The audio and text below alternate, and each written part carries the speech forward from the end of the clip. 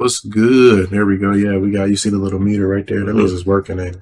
Sure. What's good, people? What's good with it? What's up, man? What's up, folks? Chilling. Munkee? See, y'all weren't ready for that. Slightly running out of We fashion. apologize. We running a little late. We had some action happen yesterday.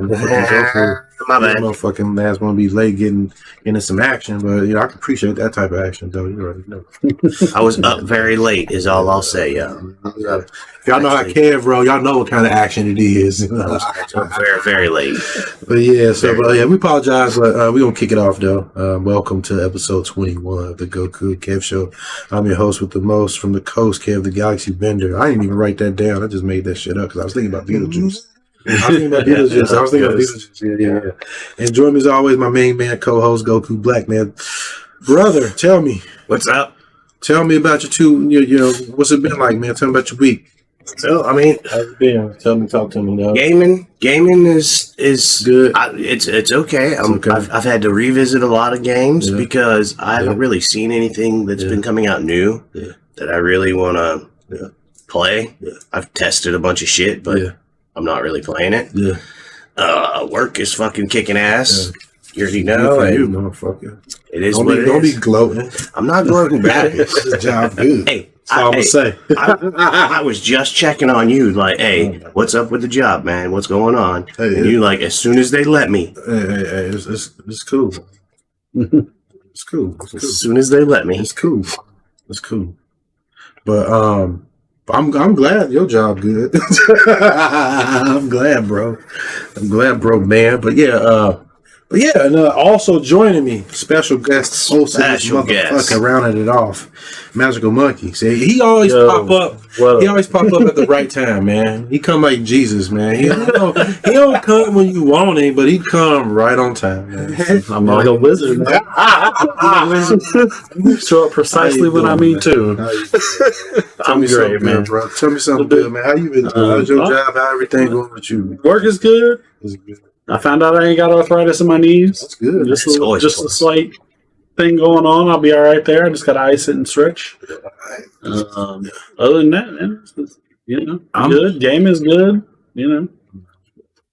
I'm actually fucking mentoring for another position in my job. So, because I did this for the QA because we have a QA department. I'm like, why am I got a QA department? I'm like, why am I not working in that? Right. You know what I mean? Think about it. I worked on Jitsu Squad. I did QA for that. So it's like, so I'll start that shit Tuesday at my job. So that's yeah, man. Like they motherfuckers cracking that whip, man. You know how it is.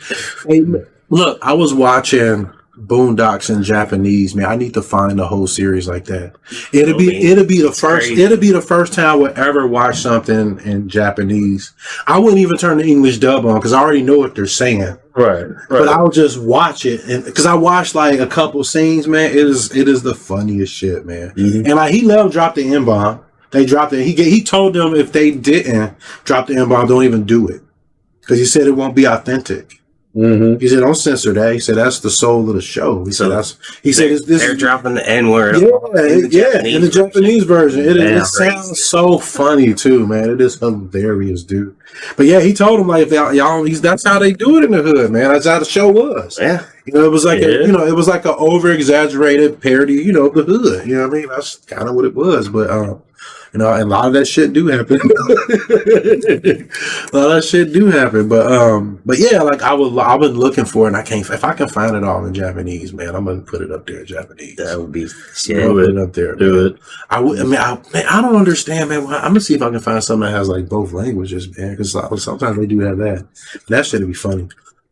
Dude, guess what Capcom is doing?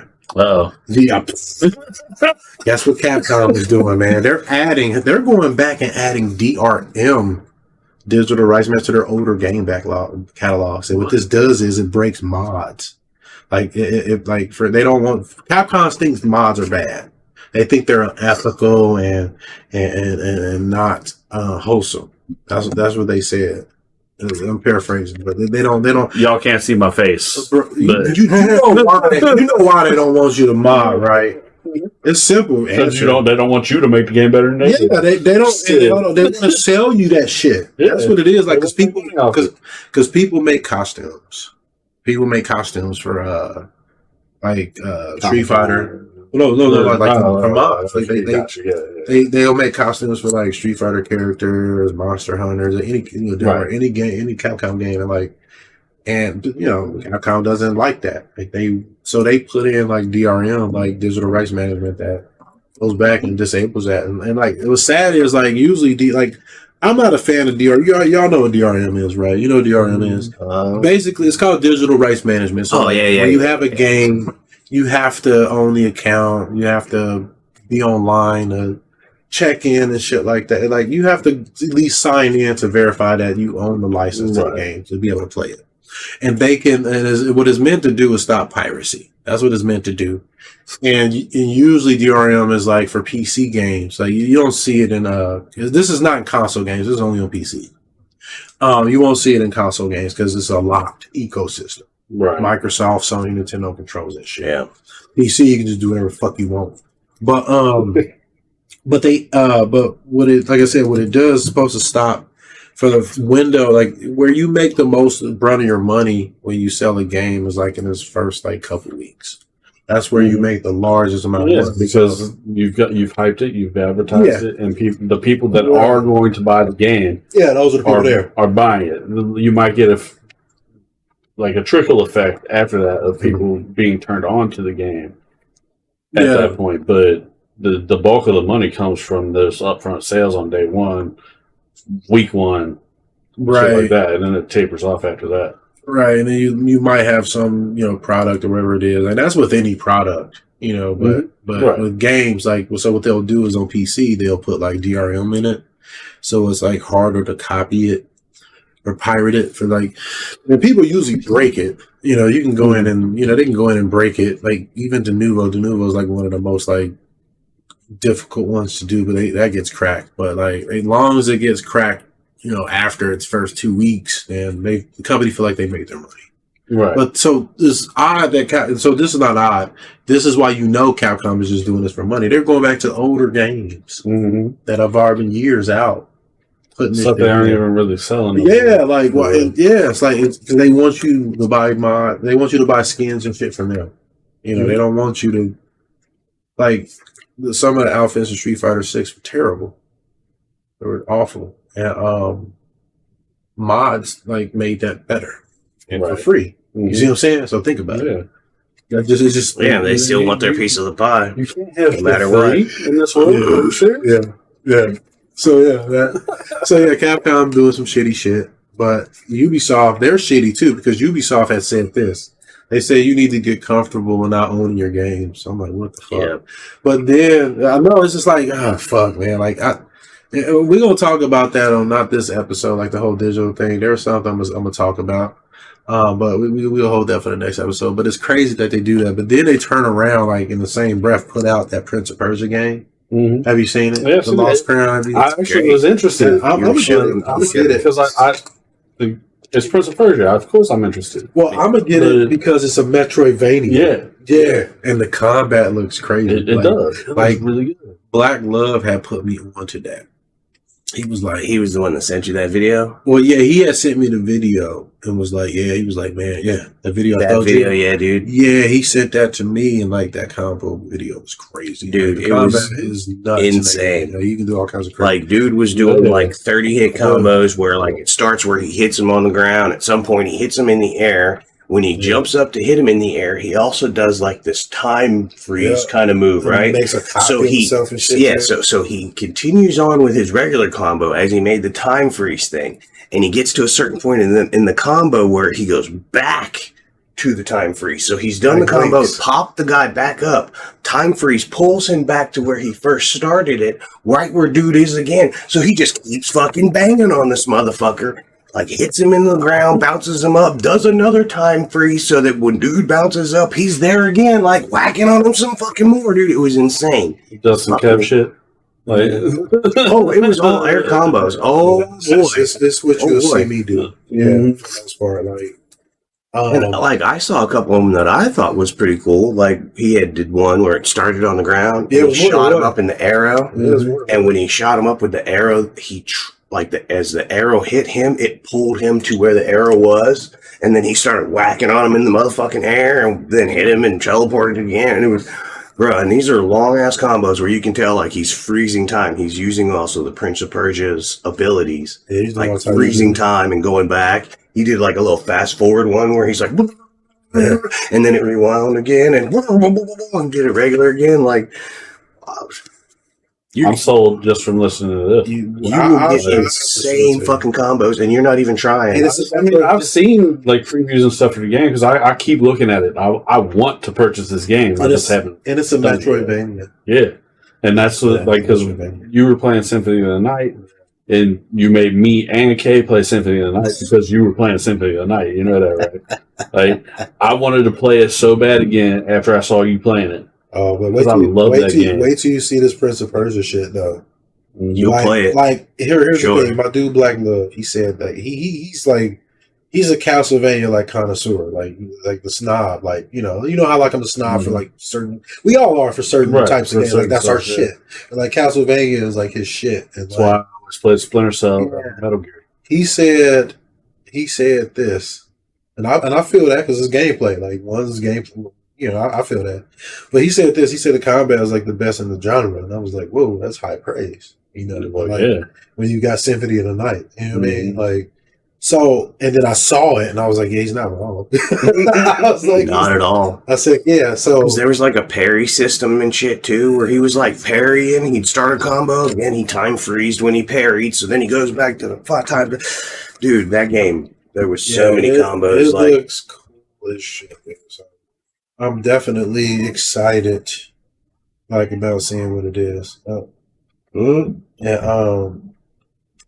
hold on real quick. Hang on for a second.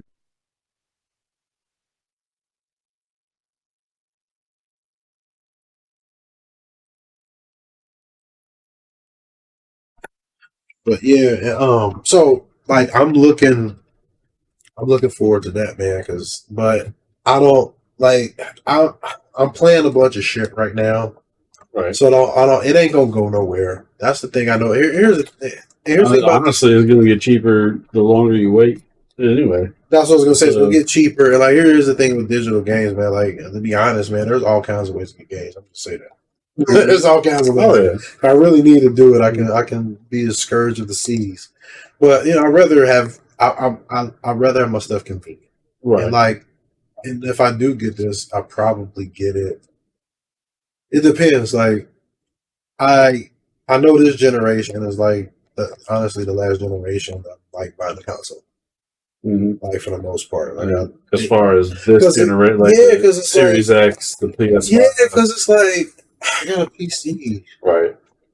And honestly, you can spend $400 or $500, $100 to upgrade that. Instead of spending the $400 or $500 on both, you spending thousands of dollars buying consoles for no reason. Because eventually, like I thought about it, like the shit. Because I was thinking about getting a PlayStation 5 today, and because I want to play Stellar Blade, and I want to play, and I don't want to inconvenience you and borrow yours.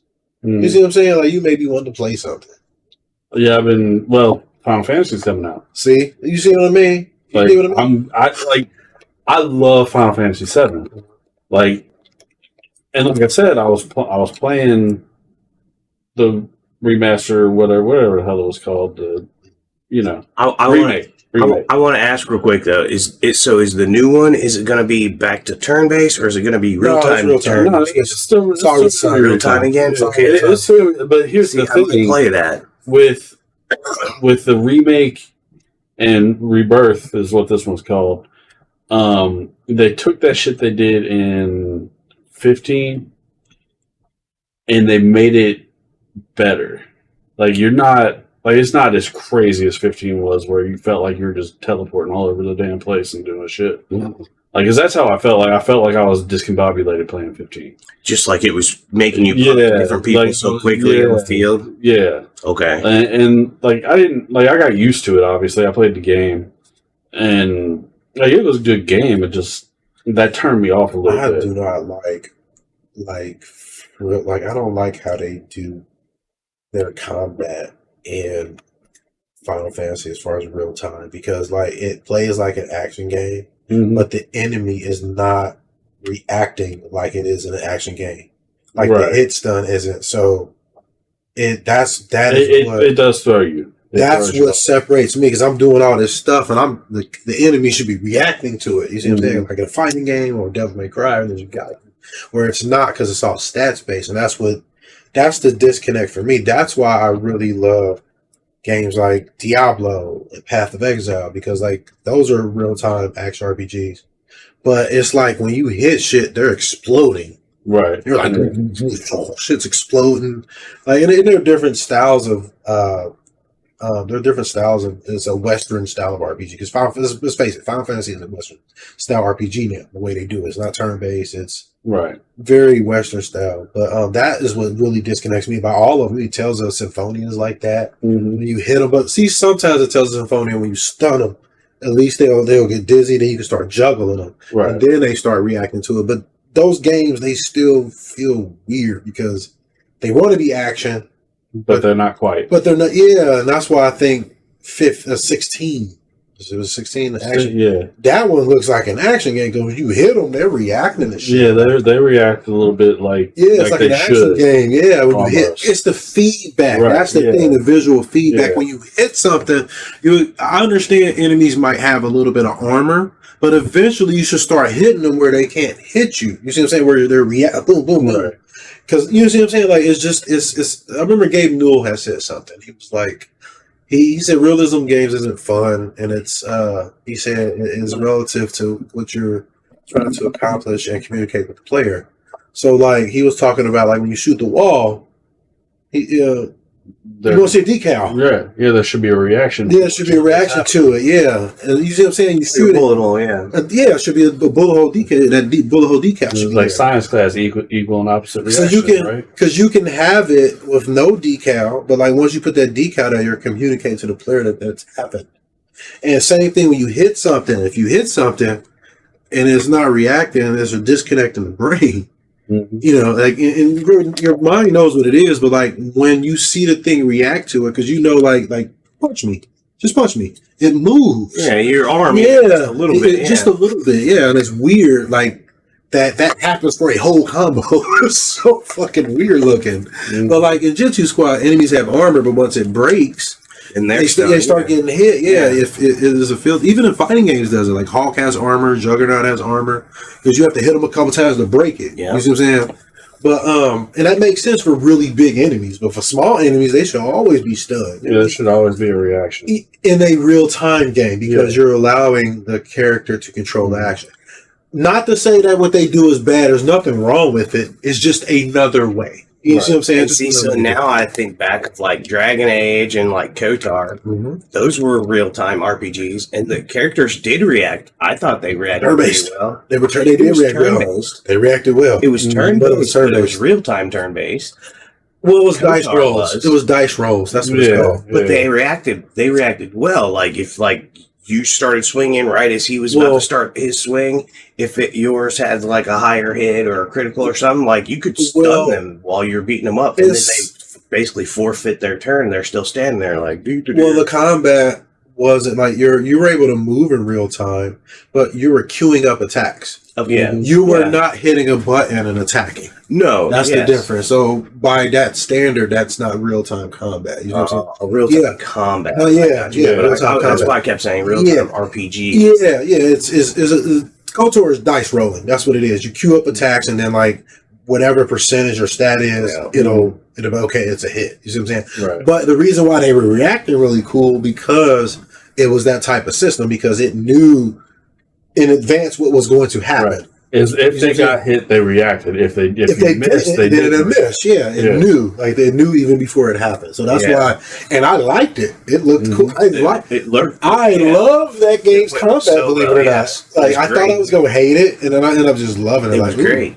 And I had everything on pause though. And Dragon Age was I had to I always did too because I wanted turn based. I wanted like Final Fantasy. That's how I played it. I would let it. I always just would use the button and turn it off and on. Yeah. Like so, I would like pause it give like everybody like at least 2 or 3 commands, Right. and just kind of let it go for a minute and see how everything's going. And if shit starts going south, pause it, set some more people up. Yeah. Or I just keep letting it go. Shit, yeah. Or else I'd let it go because I've done that sometimes. it could autoplay too. But when it also the autoplays, it was awesome that you could do all that. Yeah. Ain't that funny though? Like you wouldn't think that I would like a game like that. No, not necessarily. No. Yeah, like you're an action oriented person. Yeah, you like to keep it moving. But here's the thing: if the combat is like very intricate and is engrossing and engaging, I'm there. Like I play, like my favorite role playing games, believe it or not, are turn based role playing games. Like that's weird, but only specific ones. Like the combat in them has to be crazy. Like Grandia, if you play those games, the combat's crazy in them. Golden Sun, like I like how you can use a little gin because they're like Pokemon. You can combine them to make crazy summons. Like there's specific things about I don't care about your story at all. I don't. I want an excellent combat system, and that's odd for somebody who likes role play games. So with all those things in mind, I gotta ask: have you played 76 yet? Fallout 76. I haven't played it since beta. No, because it was an online focus. That's why. So I think because it was MMO. The VAT system no longer does that freeze. Right. You can be like slow down or slow. So it doesn't do any of it. Well, it does still have. There's still a VAT, and it'll pop up, but it's hard to actually aim it like just ahead. No, because it's real time. Yeah, so it's like whichever area you were pointing at when you turn on the VAT, that's when it like does the little VAT move on it. But the motherfucker's still moving at regular speed. Right, I know. So I mean that basically just. You're shooting at that point. Yeah, it's still a shooter. It's real time, yeah. And so like I do truly miss having that slow time VAT thing. I do. Play Fallout 4. Oh yeah, I played it. I finished that one. I finished Vegas too. And that's why I was like, I guess I'll give 76 a try because I did like all the others. But like I said, now that they have gotten rid of that slow-mo VAT thing, I'm not so fond of it. I'm still going to give it a full try because I did like all the other Fallouts, but I honestly... because I played the beta, I love Fallout. But when the beta came out, they didn't have I don't know how they've changed it now, but like there wasn't any NPCs at all giving out quests. Really? Like you could I had no idea they're everywhere. What I was doing in that game during the beta, so it turned me off. You played it super early, dude. Yeah, I did. Yeah, it was super early. You could be strolling down the street and something pops off. Yeah. That's how the NPCs are in there now. Yeah. They've updated it. Like they worked on it. Assume that it's gotten updated, but after I was turned off originally, and it didn't get fixed for a while. All right, so I moved on to other shit. We've all played Destiny. You know how like Destiny would have like events, and how like you had to be in that certain kind of an area to be a part of the event. That's also what 76 has. It has events like that now. So that's why I say like just randomly an NPC could become a part of the event that you were in, and then you got to like follow dude and fucking he leads you somewhere, and you got to defend him while he's like fixing something or some shit. And so, well, man, you know what I'm looking forward to though, like Path of Exile 2. Yeah, look, like they have WASD movement in it. And like I saw like their little crossbow character guy. Did I show you that? I have to show it to you. But there's their crossbow character class, man. It's like you're basically like got guns, man. Like you can shoot like rapid fire crossbow shots, and then like you can shoot grenades out of it, and then like you can make those grenades like stick to enemies and detonate and shit like that. And you can ignite them with the fucking crossbow shots, and then like you can switch to your other crossbow that shoots like a shotgun, and you can control it with WASD movement, so it's kind of like a twin stick shooter. It's more shooter like, and that's why Diablo 4 now is like, hey, we're updating our game with WASD movement.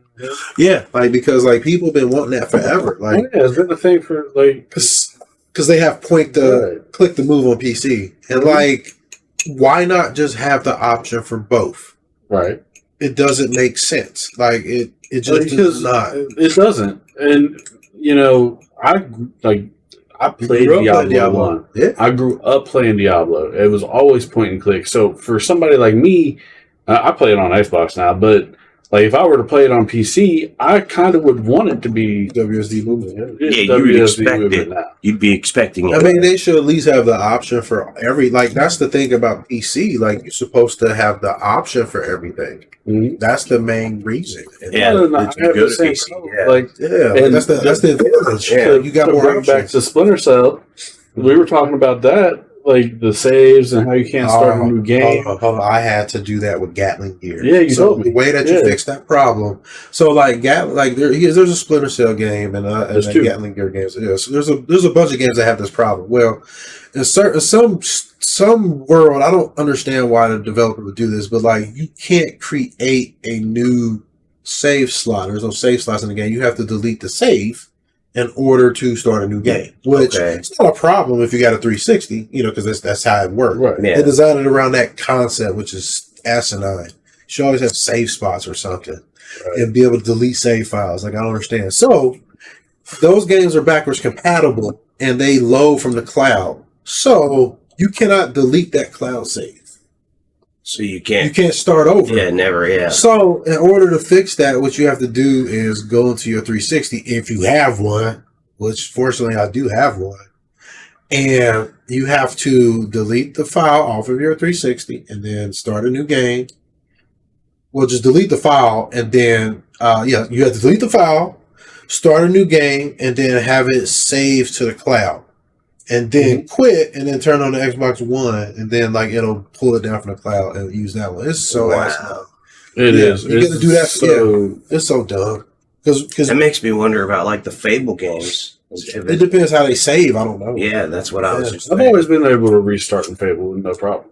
From going from 360 to Well, no, because I've got the anniversary edition of Fable 1. Yeah, I it's a don't think different I've one. never played 2 and tried to play 2 and 3 Backwards compatible. backwards compatible. Okay. and see that's what So- I'm saying. Like that would be interesting. That would suck mean- if like that cloud still carried wish over. those But I games feel like you could just start a new game in Fable and it didn't have that problem. I wish those games had better. I think you might be right. But like Splinter Cell, Blacklist, and Conviction both, I tried to go in because I have it everywhere. I love Splinter Cell. Like I was trying to play on PC, but the controls are all jacked up, and you have to do a bunch of weird shit for the controllers. Yeah. Sometimes And- older PC games, man, and they're jacked. I'm like, this game had controller support because it was on the Xbox. What the fuck? What year was it? I don't. That's the remember. thing. PC may not have been there all the Right, way yeah. back. So I'm like, man, fuck this. So I turned on the Xbox. I was like, I'm gonna play Splinter Cell tonight. I wanted to play Conviction, and I turned it on, and I tried to start a new game, and it was like there was nowhere to start a new game in the menu at all. Yeah, kill the save. I tried to kill the save, and the cloud save loaded the fuck up. That's what I'm saying. And I'm like, man, like, look, I don't even remember how to control this game anymore. It's been years since I played and it. it has to pull the save from the cloud because that's how the backwards compatible stuff works. Right. Yeah, it's shitty. I was like, you're stuck in this loop unless you've got a 360, Yeah, which I do. You gotta But- pull it out. It's like I gotta go find it, pull it out, hook it up. Well, coincidentally, I played the game I'll be talking about today, and it's a 360 game, Oh yeah. and it didn't have a continue. Well, no, made this me ain't start every new. game. This is, I know, and that's it's why I'm not just every bringing game. it up. That's interesting. There's tons of games that don't do that. Right. Yeah, now you can just Well, it because depends on the usually game. it'll have like continue, Yep. load save, new game Yep. Yep. Yep. in the menu. But I hope Path of Exile has that. Mm-hmm. Path of Exile 2 looks awesome, man. Like the reason why I'm looking forward to playing that because I believe they'll be more respectful of your time because it's free to play. Diablo is not. Did not say that. Did not say that. Did not say that. I called that shit. I said I'm not going to even install it because it's not going to respect your time. I already know what kind of game that is. They turned it into a fucking service, man. I told you. Like I was like, man. I said I'm sad. Y'all gonna learn that lesson the hard way. Y'all did. When we first started talking about gas, that was your biggest one. Yeah, and look how it turned out. Yeah. It turned out exactly. So Path of Exile, they're free to play, and that's sad. They have a better model than a paid game. That's crazy. Well, in Path of Exile 1 is literally, for the most part, aside from the way the talents and shit work, a Diablo 2 clone. Yeah, well, a lot of the guys that Like- work on that, I think it's Grinding Gear Games, maybe. But Yeah. they That's grinding gear. They a lot of them worked on Diablo 2, I think.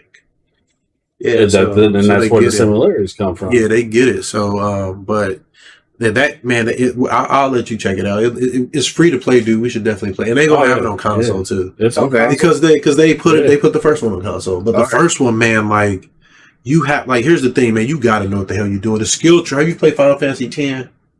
Yeah. The spear grid. grid. Don't think about the gameplay, but like the spear grid, experience grid, with all those. Yeah. This grid is like way bigger than that. Dude. It's like 5. But it doesn't do the same. It doesn't do the same thing. Things though. Like your the way you slot those, like that's how you do your skills, your builds. Yeah, that's your stats. You pick your stats that way. Yeah. Okay. And then they have like specialty stats. But it's just like that, huge, and like you need to like really like you'll like it because you like shit like that. You're a smart. I mean, yeah. I'm more ADHD. Like fuck this, I'm ready to kill shit. I love the sphere grid in Yeah. Final Fantasy X. And I love it. I used to tweak mine too. Yeah, I know exactly what you mean. Hey, Microsoft should buy Power World. They Should. should at this They point. should. Yeah, they should. They should think about it because that's the Nintendo. money that game has made in a week. Let me tell you why they should do it. Because like merchandising, Mm-hmm. they will be able to sell those fucks, Mhm. and that's where you make money. Well, the thing about this is Yeah, like this is the only Yeah. true rival It's Pokemon. that Pokemon has had. Yeah, Like Digimon, like that, none of that shit. Monster Rancher. None of that shit added up. No. This one game has already become a rival of and Pokemon. like What is it again? it's called Power Power World. It's like Power World? it's a basically survival game like Ark, Yeah. but it's like It's like Pokemon with guns. but you're capturing Pokemon and then you're riding them and they got guns and powers and shit. I heard something about you can catch people too, make them pals. you can make and you shit. can turn people into pals too. Yeah, Yeah. it's on Game Pass. Like, I haven't played this game, but like the more I hear about it, the more I'm like, hey, I'm like, No, I've been watching it because I like I saw like it did what I want to do with Pokemon. Like I wanted Pokemon to be violent. right. Yeah, I was like, yeah, it's violent as hell. What? Yeah, it's on Game Pass too. Oh, bro, I'm about to look that Yeah, up. it's called Oh, yeah. Power World. Check yeah. it out. Like, you throw Pokeball, Hell. you get to craft Pokeballs and shit. Yeah. It was Wow. awesome. Yeah. Like, Oh, dude, from what I saw, check I'm it like, out. man, this You'll looks love it. really cool. Yeah. You love it. It's something I'll be able to get my son to play with type shit. Nintendo has control But they over can't. Pokemon. But they for- can't do nothing against Power World Well, right. because like So if Microsoft owned it, they don't infringe on trademarks or copyright, right. and you can't trademark or copyright a gameplay mechanic. Right. Because Pokemon was not the first series that did the monster catching type. Did you know that? No. You know who it was? Uh, Who was it? Was it? I'll let y'all take some guesses. I know it. It ain't on my sheet either. I'm trying to think of the game.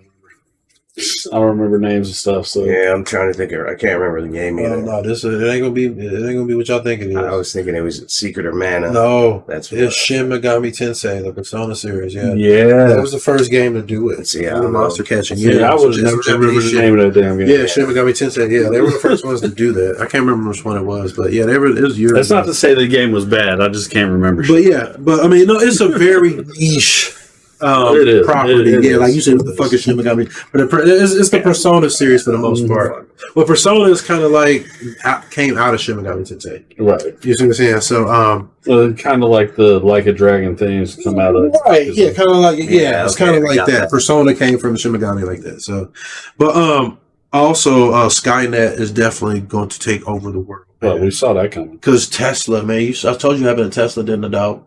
But Yeah. did you hear that the Tesla robots have been kicking humans? Yeah, that's what I got right here. I was Look, about to say. yeah, look, Yeah, I just heard about that shit the other day. Yeah. Like, I'm like, I heard him. He told me about it the other day, and I was like, "Nah, really." And I went and looked at all. Oh shit! why are we? Look, I'm serious, man. Why are we I know putting we this? laughing, but like, I'm holding my head like Jackie Chan, like. and it's crazy because the robot's tied up. It's not allowed total AI. It's not actually total, Hey. but it still I'm wants just to saying, go, and when it's like robot walking out its way to overlords go take kick over. fucking people and shit. Yeah, Like, so what the fuck? so imagine like if this is where this. Oh my god, man!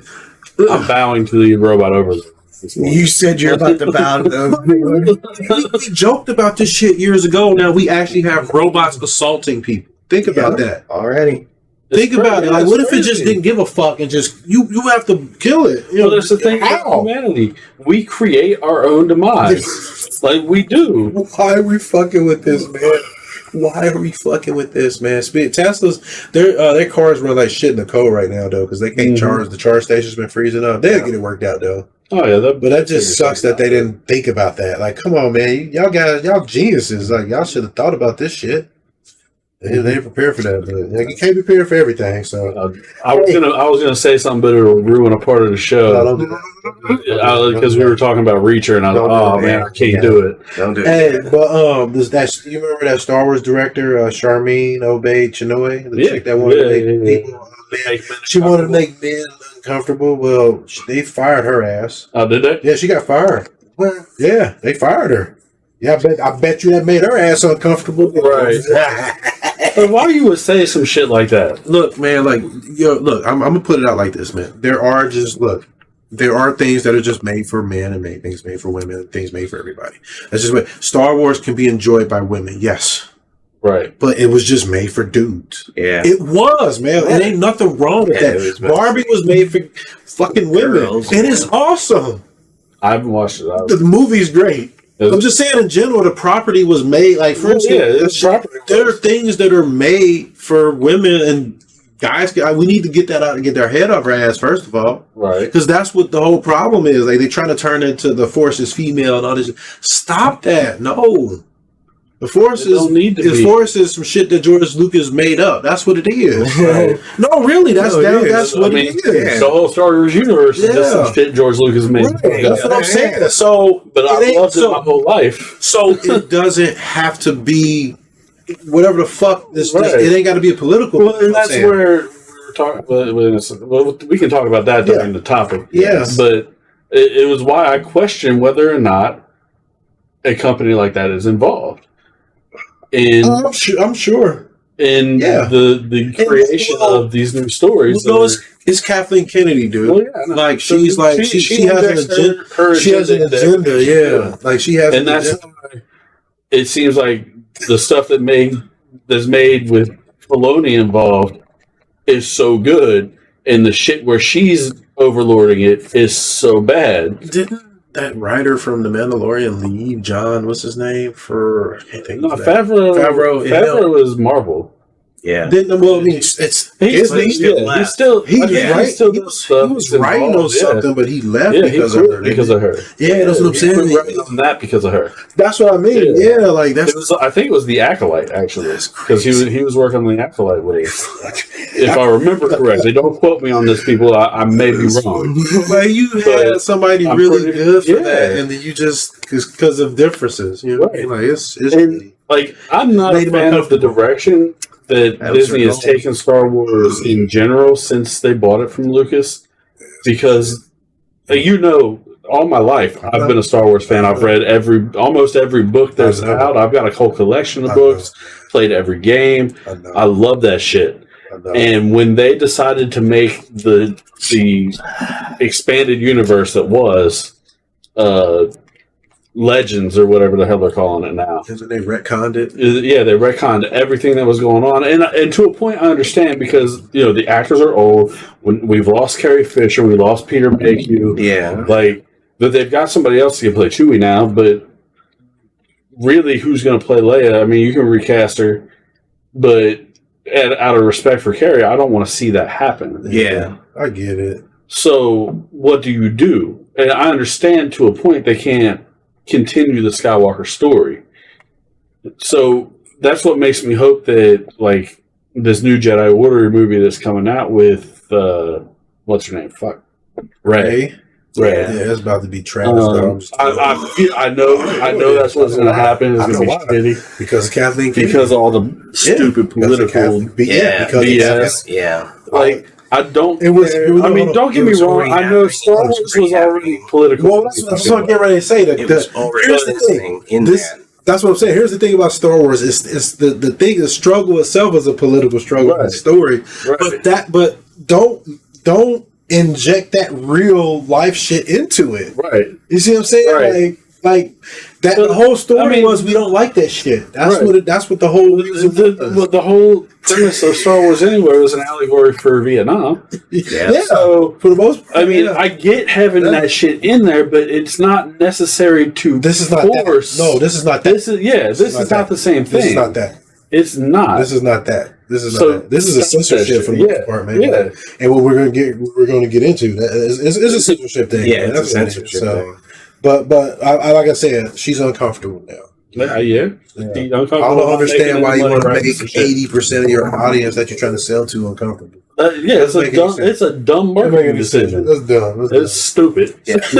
So, well, in the interest full disclosure, man, none of my views, my opinions represent my employers. I'm sure it's the same for Goku Munkee. Oh yeah, I'm sure. So this is a very casual show. I honestly don't know how it would affect the chemical, But you just you gotta just cover it. You gotta cover your ass. You gotta wipe your ass off. This is a very casual show, so the content's mature. Viewer discretion is advised.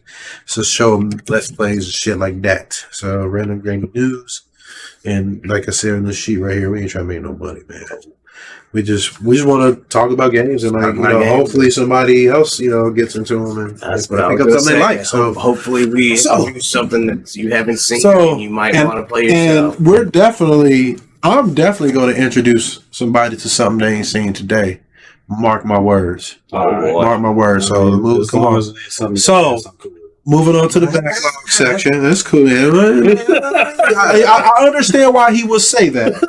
I understand, but it's not that. So moving on to the backlog section. Tell me what game is this? And talk to me about it. Oh man, what's it called? Because people who may not be able to see it. It's called Dark Void. Okay, and I fucking love this game. This game is actually old. It's all from the 360.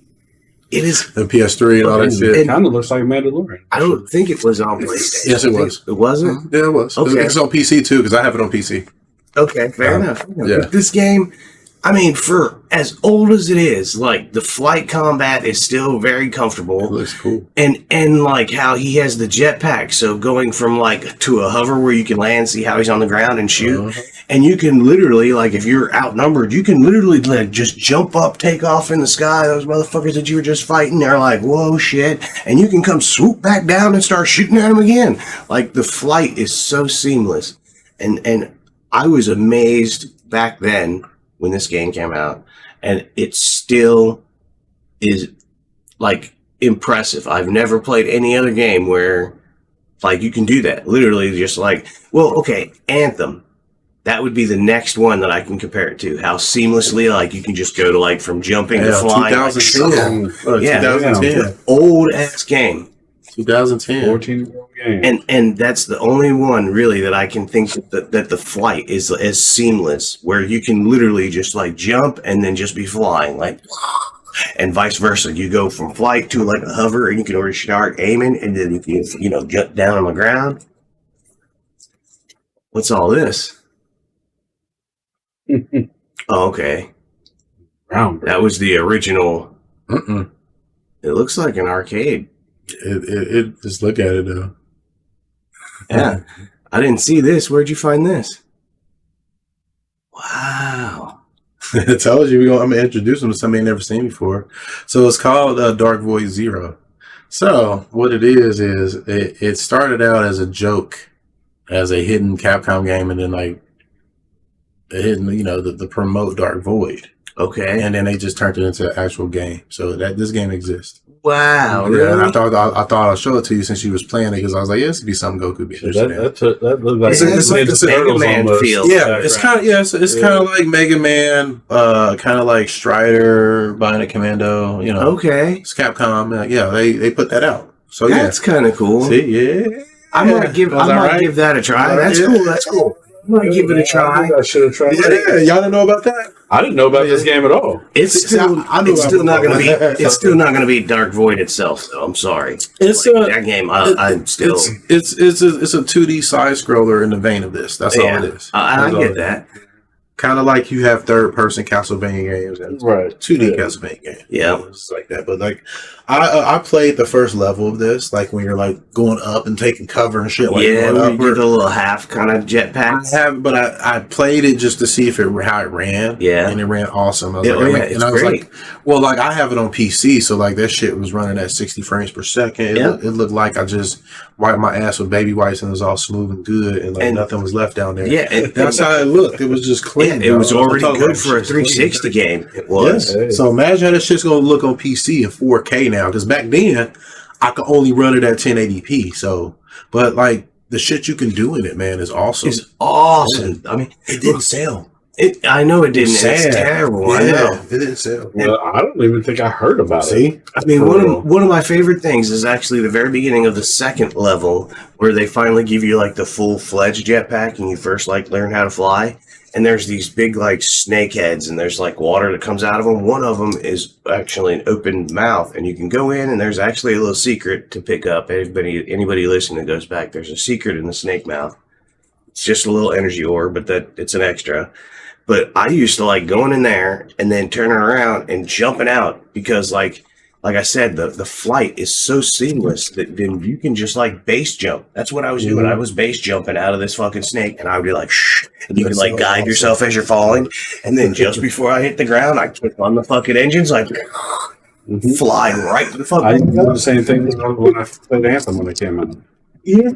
Well, this was one of those games that when back then, like 2010, think about it, they were experimenting with a lot of different things. Yeah, People were this taking was risks. revolutionary. Yeah, they were taking for risks that. and stuff like that. 2010, man, it was a long time ago. Like it's and like I said, I heard it was trash, and I got it anyway. And then I played that first level. I said, "This game is awesome." This Like, game is well, not trash. what made it fun for me was the combat was good. Like I was like, okay, the shooting's fine. The shooting it was feels good. fine. Cover system's good. Yeah. And I was like, you can boost around, and I said, eventually I'll be able to fly. That sounds Yeah. awesome.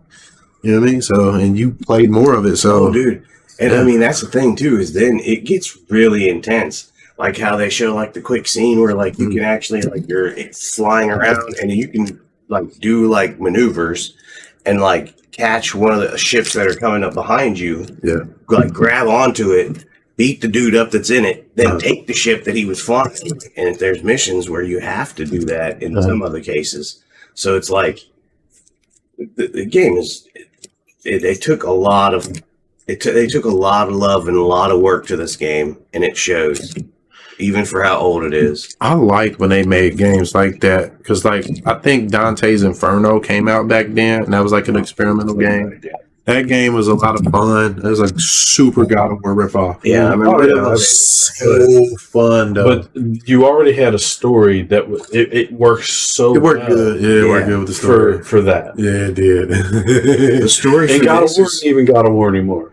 the story for this is actually pretty good too. Like, I don't want to like give too much away, but basically it's like you were a pilot flying some cargo, and you guys had to go through the middle of the Bermuda Triangle, and I mean, it's Bermuda Triangle. It goes Shit down. happens. Yep, shit goes down. And that's how he ends up in like it almost seems like it's just an alternate universe, an alternate Earth, something that could have happened but didn't happen in ours. Kind of like Singularity. Did you play Singularity?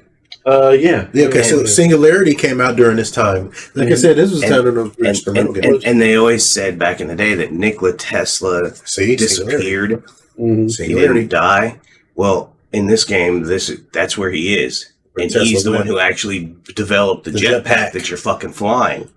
Man, I wish I would have. So that's kind of cool to think about. God damn it, Goku! I wish I would The have. things I wish I Sorry. had heard about or known God about damn when it! games. Now were I'm gonna coming have out. to like not play. I wish I had actually heard of this So game. what I'm gonna have to do is not think about this game for many years, and then once I go back to it, maybe I will forget that. I'm sorry. No, that's cool. Let me I spoiled that. Yeah, you spoiled that. I would have loved to know that. I'm sorry. Yeah, because like that's why I'm not gonna say anything about Singularity because there's crazy stuff like that happens. That's my bad, dude. Yeah, man. My bad. I just thought that was like really cool how they You gotta think about if it's cool for you, it's gotta be cool for us. Yeah. Yeah. You think about that. That's what I think about. I Sometimes get it though, he man. was a dum dum. What was the time? It wasn't Time Splitters. The other game where you could like rewind and shit was a shooter. Hold on, no. Let me see. You know, I know you know what I'm talking Yeah, about because we 'cause both. I like we that both game loved too. it. Rewind. No. It said time shift. Time shift. shift. Okay, I yeah. love Because you that could game. stop also. Bro. You can freeze time. man, you can do all that shit Yeah, you with can the suit. freeze time. Yep. Yeah, that game was fucking sweet, dude. Like I remember like waiting for that game. You know who works on that game, right? Mhm. You know Saber Interactive? Yeah. They work on Halo now. Oh, really? Yeah, they do. They made that anniversary, Halo anniversary. They did that. they work on like the multiplayer. They work on a lot of that stuff. Yeah, Saber Active. They're doing actually the people who are doing Time Shift. They're doing Space Marine too. That's Saber. Okay. Yeah, yeah, Saber. That's what's up. I'm excited for that game. So now you know who's got their hands in it. All right. Yeah, you got a confidence. That's why when I saw Saber, I was like, yeah, it's a good game. Because everything, like, I may not agree with all the games they, because some of the games they work on, they're just taking a job. You know what I mean? Like they're not developing it, but like everybody's got to work. Yeah, but like I love Time Shift. That was their resume. That's why they're doing all this work for these other companies. Yeah, because Time Shift, like Time Shift didn't do all that great. No, it didn't do. But it was a good. The only problem it had, enemies were kind of bullet spongy. That was the only problem. But other than that, man, they wanted you to abuse your time powers, though. That's why. Yeah, you had to use them a lot, man. Like you had to use them to get through that game. Boy. I liked it though. It was a good game. All right, I took us off on a tangent. But yeah, Dark Void, man, I liked what I played of it, and like seeing a bit of the spoiler. I almost forgot about it, bro. Like, just stop mentioning it. I will forget about it. Won't I? It really I'll forget it at some point. I'll make sure I forget about it. But I will also check out this little tidbit that you showed me. That's kind of cool. I saw that, I'll man. At least try it. Yeah, I like playing. I just snapped that onto the video this morning too. You just added I just added it. Yeah, because I was like, man, I can snap the show together pretty fast now. It takes me about. I almost didn't do it because life hit me in the gut, but like I got that. I took a senzu bean or some shit and was like, I was good. Like, that's what's up. That's what happened, man. I hit that senzu bean. Was like, yeah, man, I got my second win. Because it was that quick, wasn't it? Wasn't it? I was like, man, I don't know if I want to do this because I was dealing. Yeah. And then like it was like an hour or so later, I was like, it's cool, man. Yeah. Yeah, you were like, hey, it's cool. I'm ready. What's your game? Yeah. I was like, oh shit. Well, I haven't really thought about it. Yeah. Just anything you're playing, shit. But yeah, check this game out, guys. Like I play a little bit of it myself when I played of it, if you can get your hands on it. Unfortunately, you can only get it on PC, 360, and PlayStation 3. I don't know why it's not backwards compatible on 360. No, I got it on my Xbox X. Oh, you got it back then? That's why I got it. I forgot, because I was in the store. Go a dummy too, man. I was in the store and I was looking and I was like, Dark Void. Shit. Wait a minute, I remember that game, and I saw it was said like $7.99. I said, thank you, come again. Do you like the squishy? So I'm done, man. That makes me. I'm happy to be done. It happens. Yeah. So you can get it on Xbox. You can get it on the Xbox ecosystem. We just say Xbox ecosystem. Yeah, the ecosystem. Because you can get it from 360 to what we're on now. Yeah. Yeah. And then you get it on PlayStation 3 and PC. So damn, I wish they'd expand some of that Xbox ecosystem back to the olden days and give me some of my shit back. But man, sorry. But everything that I know, man, I know what you're talking about. You talking about that Ninja Gaiden? Oh, fuck the Master fucking Ninja Tournament one with the Hurricane Pack. That shit lost the time, and because they take shit off the stores. That's a whole other story, man. That's a whole other show. All right, well, we can sit and bitch about that for days. All right, well, because he was saying that. That's another reason why I was like, you know what, I'm gonna get this just so I know it's in my library. Like, is that on Steam? What's that? Can I get that on Steam? I think it is. I have to check. I'm not sure if it's delisted. I don't see why it wouldn't, because it's a Capcom, like it's not like a licensed game. Right. You know what I mean? It ain't nothing. The Capcom just they own it, I believe. Like it ain't, because if they're selling it on the Xbox store, like I'm sure it's probably on Steam. Like I'll check out the store because I think that's where I have it at. I think that's where I have it on Steam. So, because I use GOG and all the other shit too. So. Right, yeah, I do too. Yeah, so I don't know what the fuck. I might be able to just find it. But yeah, we'll check it out. Right. All right. So moving on, what you been playing, Mike? Talk to me. I'm playing Halo, man. I started watching the season 1 of Halo. I'm taking his helmet off. I always keep saying that. The helmetless chief. He need to give me a blowjob. That's what I hate the actor though. I hate him, Pablo Schreiber. I like him. I hate him because like as a person, he's probably a fucking cool. Just saying, like he plays bad guys a lot. He does. He plays dicks. Yeah, he does. Usually like he's an asshole. And let's see, he played Porn Stash. That's where he kind of like blew up. Yeah, Orange is the New Black. And then he was in Law and Order where he like was trying to rape Vincent. What else did he play in? He played in what was it? Thieves. Den of Thieves. He was great in that though. Yeah, like I liked him in that. Yeah, I liked him. But and he played in this other movie too, where he was in the military and shit like that. Like he like. Oh man, he has a punchable face. Like I would let him punch. I would like, look, man, you take your best shot at me because it has to be fair. If I'm gonna punch him in the face, I'll let him go first. I'm like, look, Pablo, you have a fucking punchable face, man. So I want you to take a shot at me, bro. Like, just break my jaw if you have to. If you just let me take one at you. Like, how's that, man? I know he'd think I'm out of my goddamn mind, but I don't know, man. Like. Well, I think it ain't even that. It's just I'm just mad. It ain't even him. Mm-hmm. I'm mad they keep making him take his fucking helmet off. It's like, and we kind of were talking about this earlier, and I stopped this. Like, I've gotten used to the fact that he takes his helmet off in the show at this point. But like we were talking, and I'm like, man, it would have made more sense had it been like in the books where he was in training and they were wearing like the ODST armor and he didn't necessarily have his helmet on then. People like, accepted it. I would have accepted that before he put without the armor any questions before he put the armor on. Yeah. Like he only takes that helmet off on rare occasions. And we never see his face. And we never see his face. Yeah. That's what makes him cool. And that's and they I think it was Pablo actually that said the helmet thing and how it's harder to emote that way or what the fuck ever. And we beg to differ because Darth Vader, Mandalorian. Yeah, there's tons of so people. on and so forth. Iron Man even. Even though you see Tony Stark, but when he's in the suit, he's still emoting. Yeah. Right. Spider-Man. Yeah.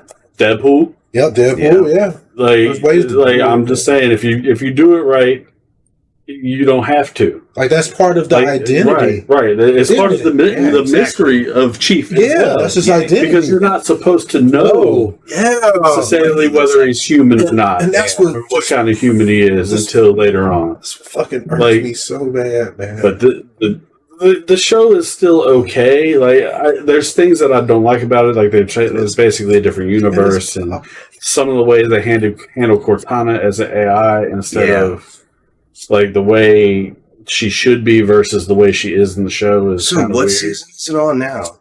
Season 2 is about to come out. That's why I started watching season 1. Okay, but it made me want to go back and play Halo Infinite. Yeah, because I hadn't played it, and I knew that they were supposed to add the co-op in. Yeah, and I was like, man, it would be really nice to see it back with the boys and play Halo co-op again. Get the boys back together. I was like, because we haven't played through Halo Infinite on co-op because it wasn't there. Remember? It didn't launch with co-op, which was one of the dumbest decisions I've ever fucking heard. I've never bought this game. Like, I got on Game Pass. Yeah, it's on Game Pass. You don't have to. I just installed it. But I bought it outright because it's Halo when it came out. It's actually free to play. You don't need to buy it. You don't need to buy shit. Like for the multiplayer at least. Yeah, the multiplayer. Co-op you might have to. Though. Yeah, I think because it's on Game Pass though, you don't have no, I'm not going to have to pay for it. Yeah. I'm just saying like you might have to pay for it for the story. Yeah, that's how it works outside of Game Pass. Yeah, so that's like you had to pay for the campaign and the co-op shit and the the gameplay in this with the grapple hook and stuff, like I don't like. Some people's turned off by the fact that you can Spider-Man your way across the fucking Halo ring. I loved it. I think it's a better way to travel than some of the vehicles. I was in comms with you and fucking Kay.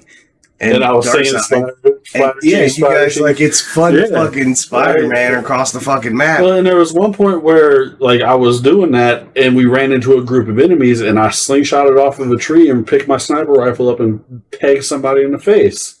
I mean, that sounds just satisfying. Cool. It was.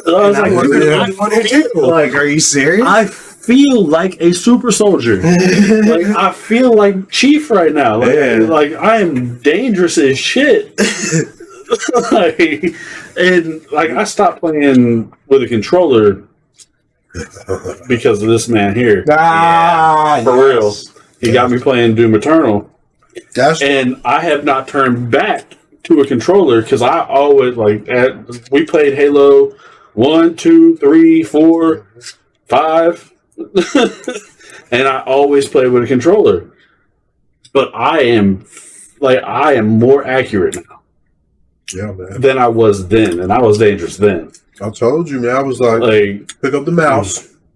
Your sniping skills. Right. Multiplayer is I'm still a little janky because people move different than AI. They always do. Yeah. So it's hard sometimes to get a read on how people are gonna.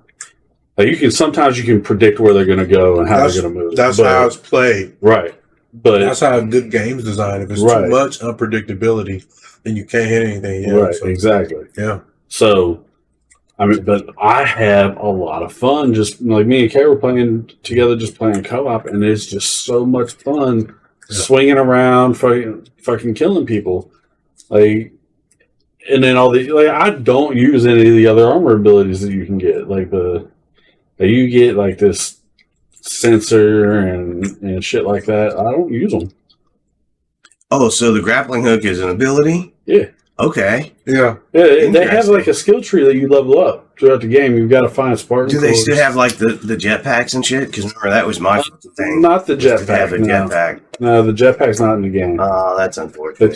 But that's the problem I have with the fucking grappling hook too. The way they handled this game. They took a lot of mechanics out that didn't need to be changed. And a lot of the weapons are different. They don't have any, I think, of the original Bungie weapons anymore. Really? Except for the M5 and the battle rifle. Anything at least a 3-round pistol and the battle rifle. The pistol, the battle rifle, and the assault rifle. And the assault rifle. Those are the 3 weapons. Everything else is the battle rifle. The DMR is still there too. Oh, okay. But is the battle rifle still 3-round burst? Yeah. Yeah. All right. Yeah. And then I'm fine. Then I can play it. Other than that, they got rid of the shotgun, the Halo shotgun that we all know and love. Wow.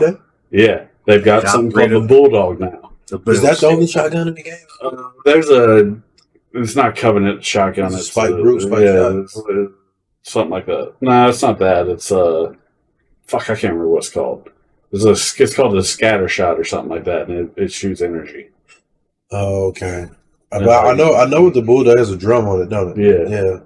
And it's weaker than the Halo shotgun. Because it's one hit kill. Yeah. The Bulldog takes it takes at least 2. Yeah, you have to be this close to one hit, don't you? You gotta be touching. You gotta be up on them, and sometimes that because it's semi-auto. He said, "Ain't it semi-auto?" Yeah, it's semi-auto though. It ain't a pump. So they're expecting you to fire off multiple rounds when you fire. Because you have a drum. Okay. And it's semi. Boom. Which it's not bad, but when I pick up a shotgun in Halo, and I'm close, you should be dead. Yeah, that's the way. That's the way it worked. Yeah, that's true. Because I remember we were playing Halo 2. It was on. I can't remember the name of the damn map. It's the one that had the top, the bottom, and you could run around this ramp at the bottom and go up into this room, and you can go up and around and up to the top. Lockout? Yeah, Lockout. Yeah, Lockout. I remember picking up a shotgun, going down into the lift room, and killing 4 motherfuckers with the shotgun. And walking out feeling like a beast. I got 4 kills in a row with it, and walked out of there like a champ. It was cool as hell. You can cancel the pump animation by melee. Mm-hmm. That's so good. Boom, hit. Yeah. Boom. But that kind of stuff feels like it's missing the soul of what Halo was when it comes to multiplayer. Well, I mean, I like Infinite's multiplayer better than any 343's multiplayer. 5 and 4 was trash compared to Infinite. Infinite's multiplayer is better. It's really good. Better, yeah. But some of the little things that were the soul, kind of the soul of Halo multiplayer, are just missing, and it would be that much better if it was there. Yeah, like that shoddy body. I just realized. But other than that, I feel like a super soldier playing this game. I feel like I could actually be Master Chief. So here, I have one last question: is there any way to be the Covenant at all, or are you always going to be a super? You're always smart. You're always Chief. They don't have the how you could be the Arbiter. edition. It's only Chief, but which would be a cool add-on. I mean, yeah, that's. I mean, as many of these Halos that they've pumped out, and all the other species that, like, I would even just to be able to just try to be a jackal one time, that would be fun. He like beast mode in Gears of War. That was fun, dude. I love the fuck out of beast. Well, I mean, it's not a bad idea. Here's You make that game mode, and it's a game mode. Yeah, like, it's not. Well, they don't want. Like, here's a problem. Like, I won't say problem, but here's probably the philosophy. Like, they own like Gears 2. If you want that, go there and play it. You know what I'm saying? Yeah, true. I mean, because it'll oversaturate when they can focus on like making more maps, more weapons. But they were talking about making a goddamn at least PUBG clone of fucking Halo 2. Though, they can't even fucking get split screen co-op working, so I can't expect them to. yeah. All right, one thing at a time. That's why, I want the original Bungie back on. Well, at least they got firefight in there. You know, speaking of Halo, they got survival firefight. I mean, not survival. I keep seeing stuff of the Halo Dead. What is it? Like, King of the Hill? Dead. King of the Hill Firefight. No, it's not going to die because Microsoft, I mean, I don't know, but it ain't dead, but it ain't where it used to be. Right. I would say. Yeah, I don't think it's where it used to be. It used to be either. Like, the multiplayer is still great. It's still fun to play, but they need to stop focusing on shit. Yeah, they need to pump out a Halo first of all that looks like something's gonna blow your mind. Like, they need to get they have to leave the last generation alone. Mm-hmm. Leave it alone. Make one that looks only for the SX and PC. That's it. SX. Those are the current generations. Make one for those only. Leave the Xbox One alone, and then they need to make it shiny. Make it. I mean, not necessarily. Not polished. Literally shiny, but you know what I mean. Like polished. Make it look like when Killzone was being talked about. You want people to like that is a good looking game. Right. Like when you saw Metroid Prime, you were like, man, that game looks really good. You see what I'm saying? You want people to be stunned when they look at it. It's the first thing you want them to see. Like, they have to now. Yeah. You're this big. You got all this money. These thousands of people working on it. There's no excuse and for all art. the backing. That's what I'm saying. There's no excuse for art because you got all these subscription. We can give you all the subscription money.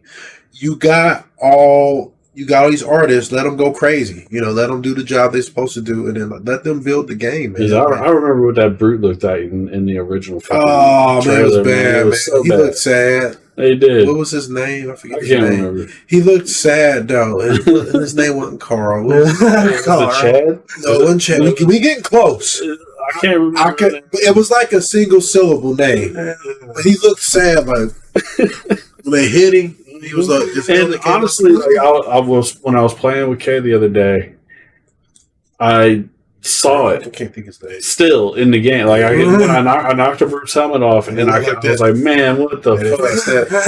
That's my man's face. It's like they need to let art go crazy, man. Like, and the thing is, the game was bigger, like scope wise, but so to get it off that last gen, like, man, you got to get. It was enough Xboxes out at the time, like there was no excuse, but man, like the next one, they need to make it crazy looking. It needs to be like Crisis good looking. Like that's what's gonna get people. It better turn my computer off when I turn it off. Yeah, that's what they have to make it look good, man. That's the first thing they're gonna have to do now because you already told people this. You told people you can't make a game gameplay wise. You told them it with the Halo 4 and 5.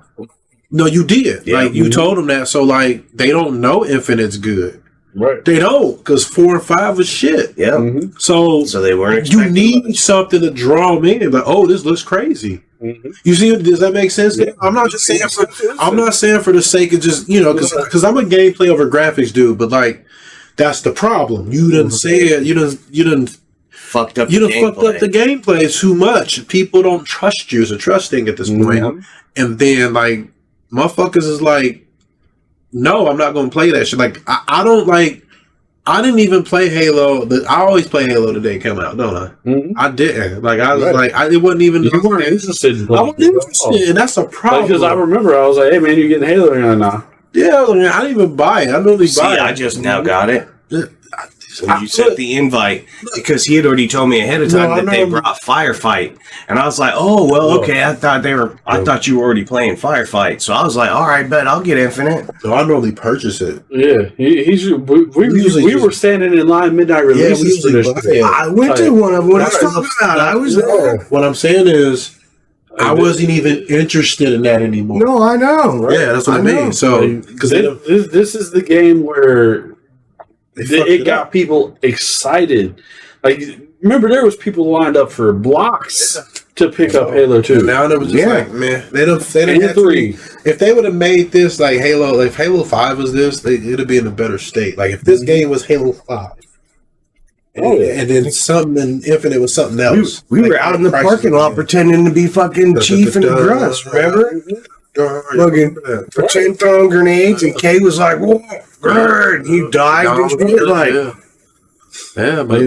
but they've squandered what they were left. Yeah. It's the trust. It's a trust problem. Yeah, and then like they were trying to monetize it, and it was fucking it up. Like those rec cards and shit, requisition packs in Halo 5. Like it was like card packs you had to open. Like it turned into a live service, and that's what this is. It's a live service. I know. I have not bought a single season of this except for the one that came with the game when I bought it. It's sad, man. But as long as you play it, does it pay for itself? I haven't finished the season. I was gonna say because like no idea. So I did that have with no Rocket interest League. in that shit. I really like Rocket League enough to actually I got one season. I just want to play. I just want to play a game. I don't care about. There's only one cosmetic in Halo I don't care no more. that I've used since we started playing Halo. Ninja Mask. No, okay, two. Yeah. There's 2. It's the Triforce on my fucking shoulder. Yeah.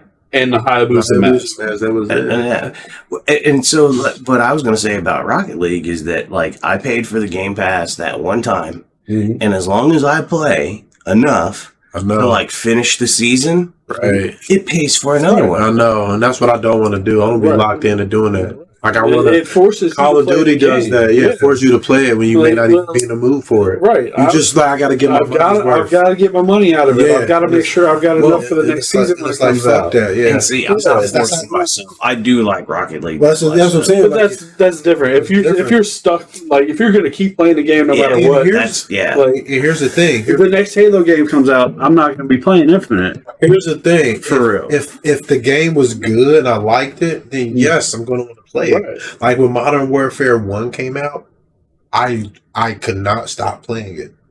It wasn't because of the system they had. It's because the game itself was fun. That's why keeps you coming back to Rocket League. Yes. You see what I'm saying? So, and there's always something. It's not new, but there's something new for me to learn. To be able to get better. So there's something every day that I'm like trying to work on. There's always a new little trick. I'm just trying to shoot some boys. That's what I usually am too. I'm just trying to shoot some even with these type of, like with Halo, there's little tricks and shit you can learn to get better at playing the game. Yeah, I'm just trying to shoot. But I'm not trying to go and play in tournaments and shit. And like I switch games often. Right, you switch games way more than I do. Yeah, more anybody really. Yeah, that's true. Like you switch games like you change underwear. Yeah, I do. I play different game almost every day, man. Every day. And don't get me wrong, I have my time. It's my ADHD or some shit. I was playing the other day with Kay, and I played some last night before I fell asleep in my chair. You know what really bugs me though? Well, like sometimes I'll get to the end of the game and stop playing it because I know it's getting ready to end, and I don't want it to. Right. I'm like that with Turbo Overkill right now. I got to the end. It's so good. I'm like did that with Ratchet Clank too. Why have Final Fantasy 16? Oh, fuck, it's so good. Like I thoroughly have enjoyed Final Fantasy 16. I finished the Darksiders. It was sad as hell because it was over. So good. Like that game. Darksiders, man. Like I'm sad, but I keep going back and playing the first one. The first one was awesome. The first one was so Zelda. It was awesome. Yeah, it's a Zelda game with good combat. Right. It was so good. I love it. But I want to try to. Well, we can play some firefight. I want to try to, and it's an objective type of firefight. It's supposed to be King of the Hill. So what happens is you and the AI is fighting for the hill, and you have to take it. We all talked about it. Remember on comms? He wasn't able to figure it out. No, I was trying to put a custom together because Kay doesn't like the competitive this is matchmaking. This is what I'm trying to explain. Kay is thinking that the firefight is competitive because he sees King of the Hill. Yeah. And that's not what it is. What it is it's you versus the AI that normally drops in. But instead of you just sitting in one spot fending them off, you have to go cap a hill, and they do. And then once you cap it, they keep spawning and trying to take it from you. And then eventually it keeps you guys just moving. That's all it does. Yeah. And he doesn't understand that's what it is. He thinks it's, I think, assuming that's what's keeping him from wanting to do it. He thinks it's you playing against other humans. Because think about it. Remember how that's what at one point why we were getting bored playing Firefight on Reach. Me and him just before you got here. Yeah. Hold on. Before you got here, we literally that same Yeah. we played so long because we were just shooting there. It was nothing to do. Fighting and just in one area. We didn't have to go anywhere. Everything came to us. And we could just run up. Yeah. And that's why and that's what I tell people. I was like, sometimes limits are good, man. Sometimes it's because sometimes it pushing back is good because like it ain't got to be balls to the wall difficult, but something to make you move. You know, you make your brain do something different. That specific fire move, I think that firefight we had it turned up to legendary, and we were just like lasting for a while. It was lasting for hours, just. Because we were just sitting in one spot, so like, and because we had all of our favorite equipment, that's what the difference was. Like, I had a grenade launcher and fucking DMR. Yeah, so like that's why I said limits. We may need to be limited. And I kept Debo and Raids. Yeah, and you had jetpack. You see what I'm saying? Yeah, that's why I was Debo too. Because I kept shooting. So the odds were like in our favor the whole time, like playing at default, like they have a mindset where, hey, they've had testers sit down and play this for tons, but we've done it with Jitsu Squad. Yeah. The balance it to see how it is. Yeah. So you got to think that by the default, that's the way they recommend playing it. You can make adjustments for there, but I recommend we just jump in and play default because we played ODST Firefight and you can't do custom that. Yeah. You have to do default, and it was so fun. Yeah, because we had to survive. Yeah, that shit was hard. That shit was hard. And the point is, you're going to die at some point. And the point is, the point is as long as you can. But that was also a good thing. Because in ODST, also remember we also used to pick certain maps. Because there were certain places where we could just post up. We could see the whole map. You could take advantage of it. ODST, we had a lot more trouble surviving in it. Correct. Because of the way it was set up, and then you didn't have our favorite weapons first of all, and then you were ODST. You had lower health or shield. You had no shield. You went to Spartan. And it was fun though. And it was so much the flood coming out. That was awesome. I miss the flood. I will play that shit. I miss the flood. I will play the ODST firefight too. That shit is fun, man. But yeah, some limits are good sometimes, man. They're there for a reason. You can do all the custom shit you want, but if it, like you said, we would be fucking bored one day. But yeah, I'll definitely be looking to try it out, man, because they improved Halo Infinite. They have, but in the day, man, they don't know what to do to get people back in. What they're gonna have to do is make it shiny. Well, I will say this is I've been playing multiplayer. I haven't touched the firefight obviously because I didn't have you guys, and I don't like playing with randos. Because I don't like talking to them. Fair enough.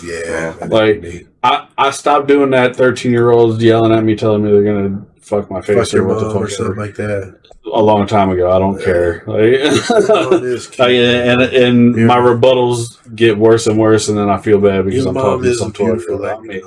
Agree. If I was older, I would love to be your stepdad. I know that's awkward. Y'all ain't seen this. His mom is beautiful. One day, let me tell y'all a story. I was driving. Somebody thought I was her husband the other day. Oh, wow. I took her to the doctor because she had surgery on her foot. They used to say we were siblings. And white folk, man, y'all age bad, but your mom aged really good though. She aged real good though. I ain't saying it like that though. I was driving down the street and I saw this lady and I was she was in construction. I was like, man, she fine as hell. And then I stopped and I was like, wait a minute. And I looked, I was like, oh my God, that's my mom. I was so fucking embarrassed, man. It was just because the dick got hard and everything, and then I realized his mom, then it got limp, and I had a bad day that day. After he said the rest of the day went down. It was fucked up, yeah, man. I was like, hey, Spank, and I'm like, oh shit, man, this is. That made me uncomfortable. Yeah.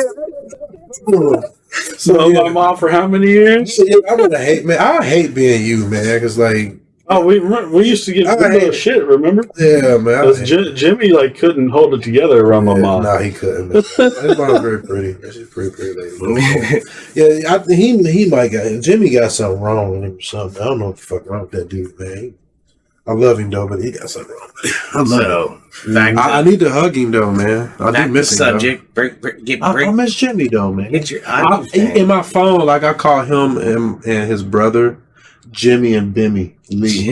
That's what their name because his brother name is Billy. Yeah. And they both got the hair color too. But it's opposite. Hold on, let's see. No, it's opposite. Billy, because Billy Lee's supposed to have blonde hair, but Jimmy has blonde hair. Yeah, that's how it is. It's just backwards. But in the phone, that's what I call them, Bimmy and Jimmy.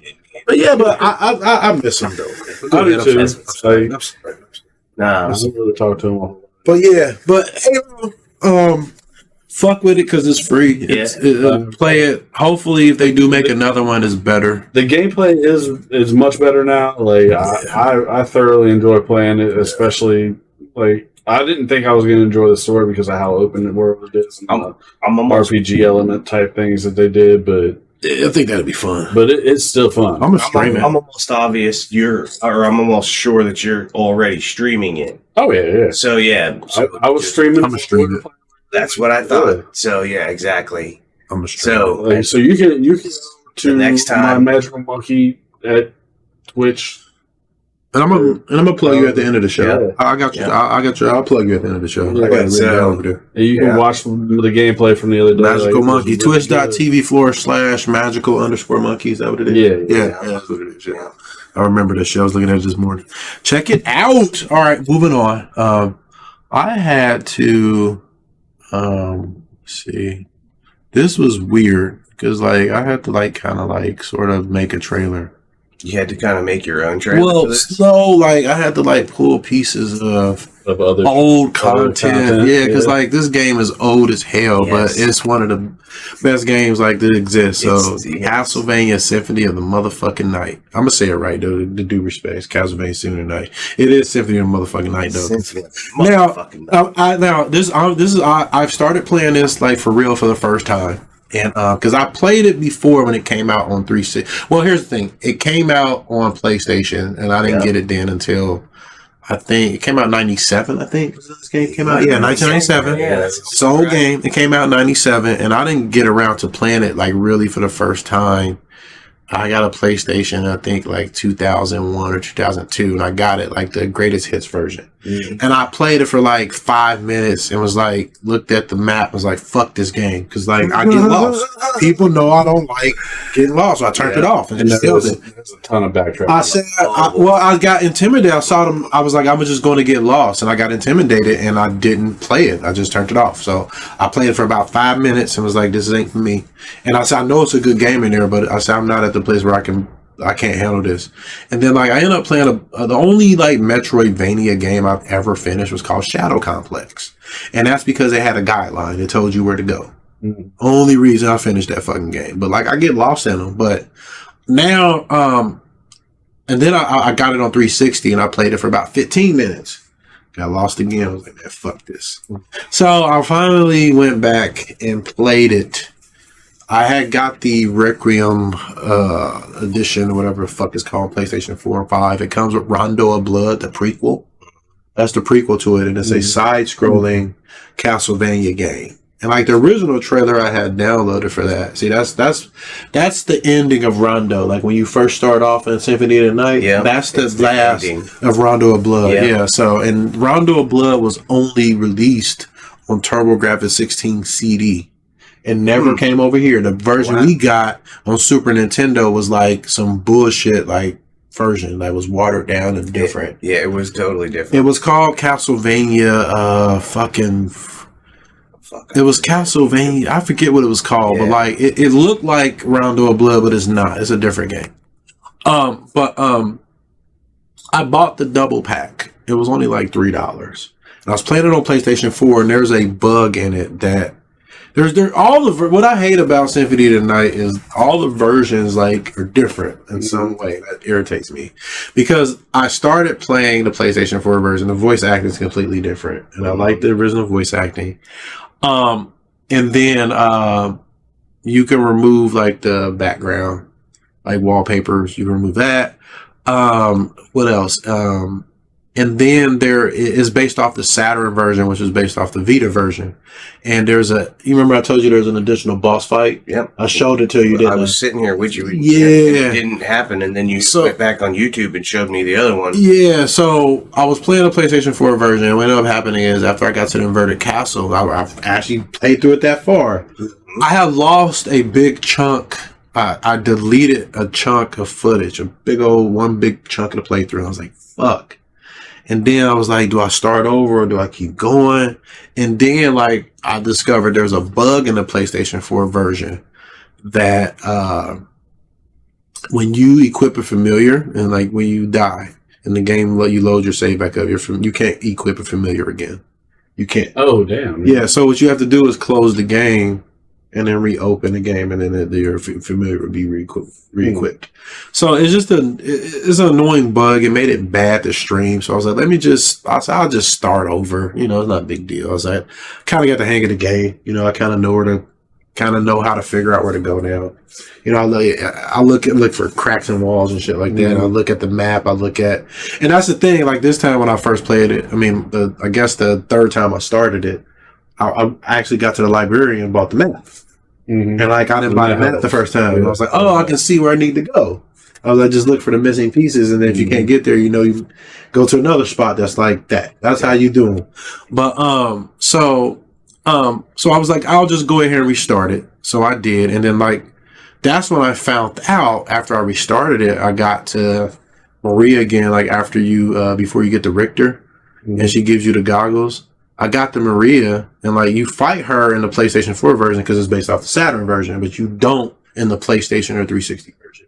You just get the goggles. I was like believes in you right away. I'm like, gives you the goggles. Yeah. She tests you, but in the other version, she's like, "Are you strong enough?" And then she tests you. You fight, and I was kind of a bummer. But I mean, I fought her, so that's the good thing. But I don't have it on stream. Like it's just like, do I play the game again?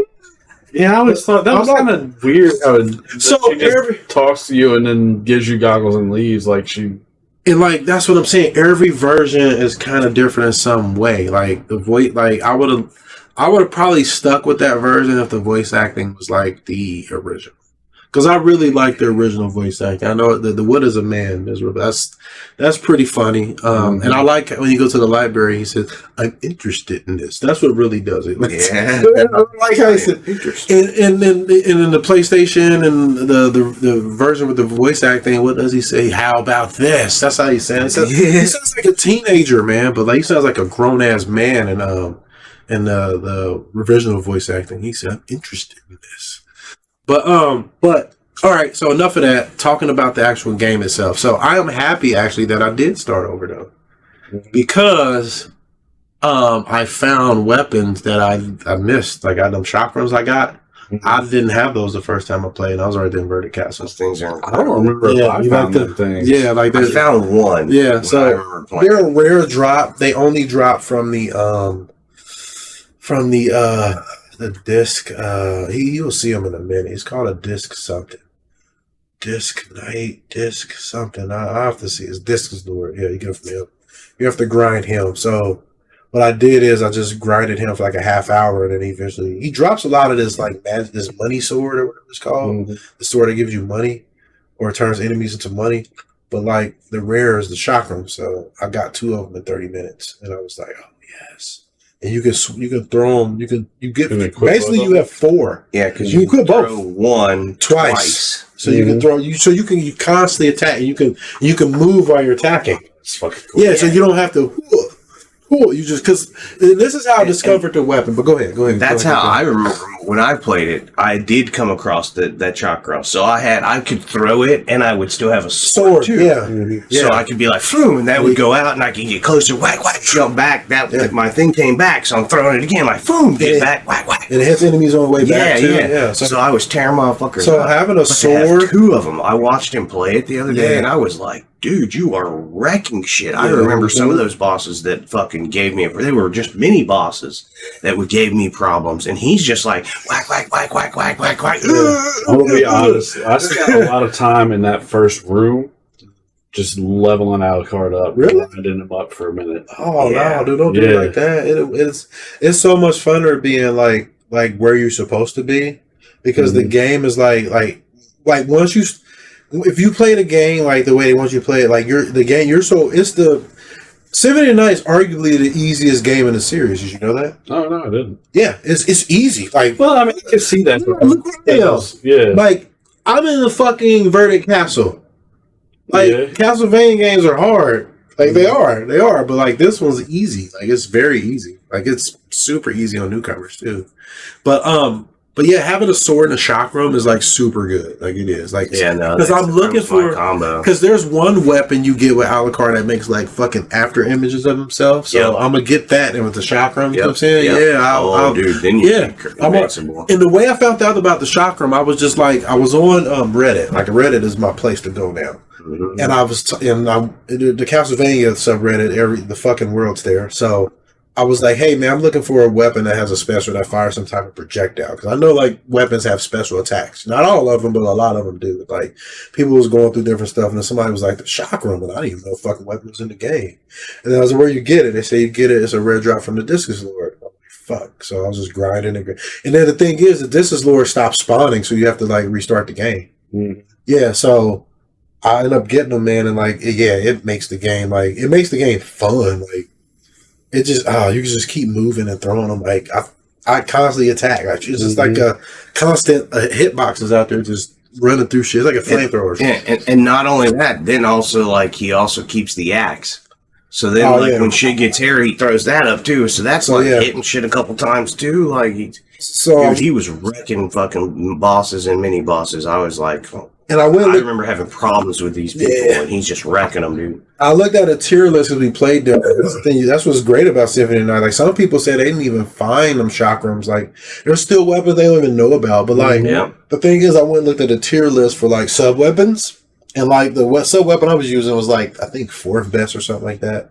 But like it was 3rd or 4th, I don't know. But the one that I was that's number 1 is the axe, because like it's low hearts and like it goes up and comes down and does good damage. And then so I think that's number 1. Yeah, number that's 2 what is you had. Yeah, so like I just switched to that, and I noticed like, yeah, man, I have coverage everywhere now. Everywhere. Yeah, I can, and then I have my spells too, so I can do like Soul Steel, or I can do I can shoot those missiles out and shit like that. Yeah, that's a Dark Metamorphosis. He sounds better in the new voice acting. He says that though. He sounds better. That's one thing I do like. But yeah, at first when I was playing the game, man, I was just like, it's just I don't see what the big deal is about. It's just a really good game. It's just a solid Castlevania game. I said it's good, and the deeper I got into it, it just got better and better. And then like once I got to the inverted castle, I was like, holy shit, this game this is awesome. I see why this game is regarded the way it is. Yeah, like, and there's so much shit in it.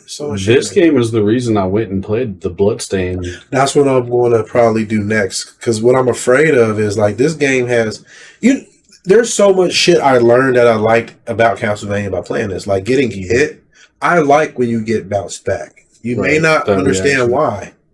It's because it makes you have to fight the enemies. Because there's some games you can take damage and just keep running. And just keep going. Yeah, I've seen people do that. Yeah. It makes you learn what enemies do what and how they're going to attack. And you have to look. You can't just like, you have to deal with them. Yeah, I like that. Hit you. I was like, that's a good punishment for getting hit. Like I hated that as a kid. Hated it. Hate Mega Man. Why am I moving back? Because if you can just keep going forward, I get it. Would take you need a limitation. That's what it is. Yeah.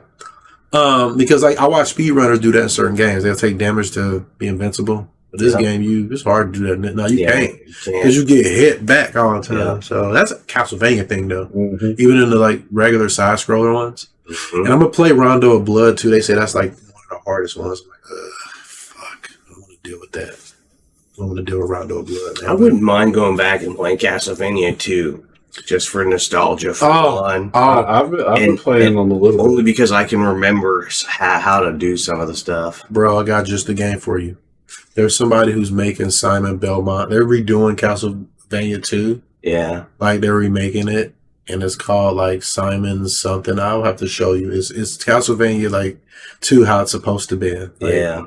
I'm surprised Konami hasn't copyright strike these Because bastards. it's Simon Belmont's in it, and it's that was one of the good ones that growing up, just remembering all the Castlevanias. Well- Obviously, this was still number one. well. Here's the thing. Over time, I'll say this is number one. Here's the But thing. number two still stands strong as Castlevania 2 in my mind. Well, here's the thing. Castlevania 3 is regarded as the best one in the trilogy. Castlevania 2 is like number 1, like my favorite. Yeah. It is my favorite. It's the worst one, but it's my favorite because of these reasons. Like, it had to exist for this to happen. It had to, because it's the prequel to this for the most part. Like, not in story, but like in design. Think about it. Design. It was a role play. It was like, we don't say role playing game. It was like you leveled up. It was an adventure game. It was a like backtrack. You had to backtrack. You had to get items. Go back to this It was an part. adventure game. Yeah. Like, I remember fucking trying to figure out how to get into the swamp, and I fucking was just sitting there, and then all of a sudden it turned night, and the fucking did open up, and I was like, God dang it. Like, just learning that stuff way back in the day was just awesome. And like, I liked how like you got upgrades to like different whips and different sub weapons. It was like the first step into this, but it was just like they didn't quite know what they was going to how to do it, because like that night they didn't have the polish on it. And then because the 90 days, there was things they could have did, like that 90-day cycle also was 16-bit NES. We're speaking of too. Because it wasn't that. It's just I don't think it wasn't the hardware. It just at the time, like, you got to think, games are not old. The first game came out in 1953. Castlevania 2 came out in 1986? Yeah. Some shit like that. So that's what I'm trying to, or 87 or something like that. So you got to think, like, design just wasn't where it was. So, like, when they made that, they made a lot of bad design choices, like the night and day cycle. That shouldn't have happened every single time. Like, the game paused every time when it went from back to night and day, every time. Yeah, every time and then, like, there was a lot of translation problems when it came over from Japan, because, like, you had no idea. There was, at the end of this lake ride, you had to like sit in this corner and crouch and wait for a fucking tornado to come. Yep. Like, you didn't, shit like that. You didn't know that, because like the information you were supposed to get from NPC was translated wrong. There was a lot wrong with it, but like its general, like the idea that they had was perfect. It was like, I know exactly what they went for. That's why it was always my favorite Castlevania, because you start with that little whip, then you got the Morning Star, you got the fire whip, and then you got the garlic, and you got the laurels. Like, I like that game. To build up your character. But it was just the worst one. It was like the worst design one, because 1 and 3 was like the traditional Castlevania games, where the 2 was like this. Yeah. 2 was like you had to go find Dracula's parts and put them together. It was a lot. Yeah, this and the other ones were just side scrollers. I know. Yeah, I remember. So somebody is remaking like a kind of a parody of Castlevania 2, but it's like a good game. That would be great. Yeah, like I have to let you check that shit out. But yeah, man, I really like Symphony tonight, man. Like, it's such a good game. And if anybody out there has never played this game, you need to fucking play the Symphony of the Night game. It's good. It is a great game. It's a good game, man. They got Munkee and K back to playing it. Yeah, exactly. Watching you play it. Yeah, man. All right, so we gonna move on to this current event. This nasty. I call it the nasty event.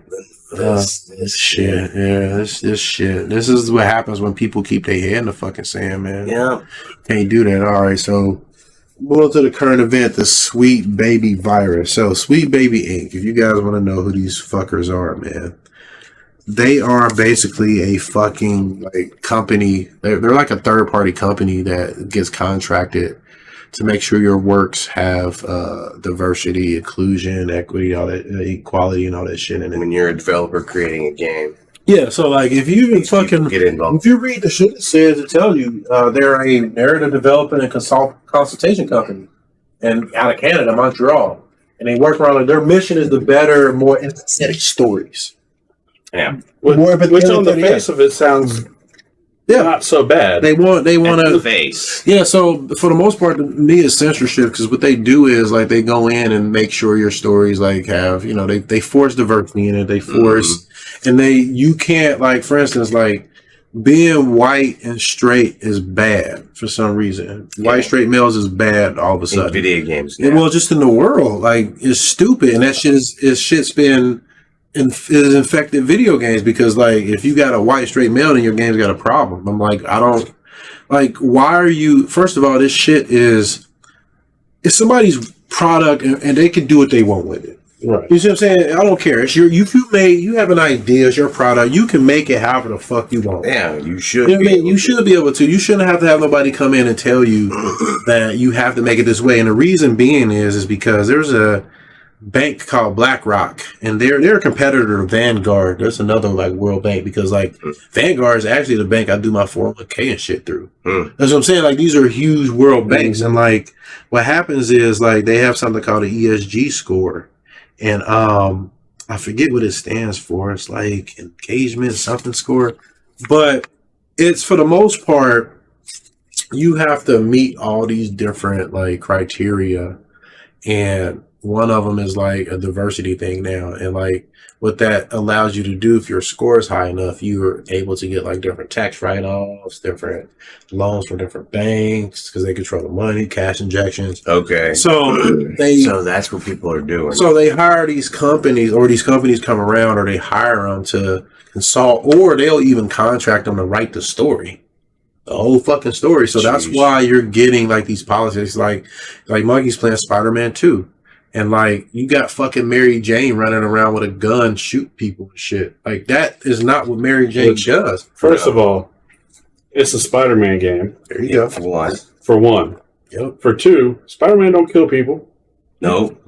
Let alone Mary Jane. Let alone Mary Jane. Yeah, it's like. Not to mention, why in the fuck am I running around to Spider-Man's love interest in the Spider-Man game? And that's what I'm trying to say. Like that shit doesn't make sense. Like that. They made it diverse for no reason because they felt Mary Jane was weak, and you know she's a woman, so she's got to be weak, and so we got to make her strong. And get her gun. She got superpowers. That's why she was. That's why she was. She was a supporting she's character. a character. Yeah, and there's nothing wrong with supporting character. Yeah. She was there to support him, and that's okay. There's nothing wrong with that. Like that's the problem. But here's my issue with it. Uncomfortable. Right. That's what this is. Why? Because you have Black Cat, right? Yeah.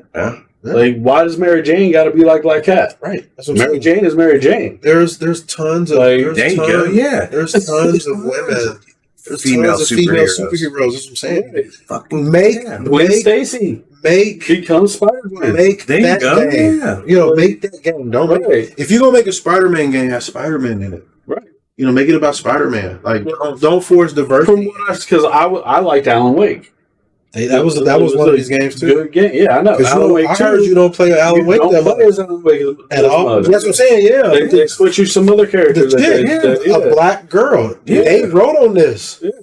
That's why that happened. Let me get this straight right now, because I don't give a fuck about race, religion, sex, whatever your fucking preference is.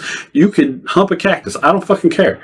I've tried that before.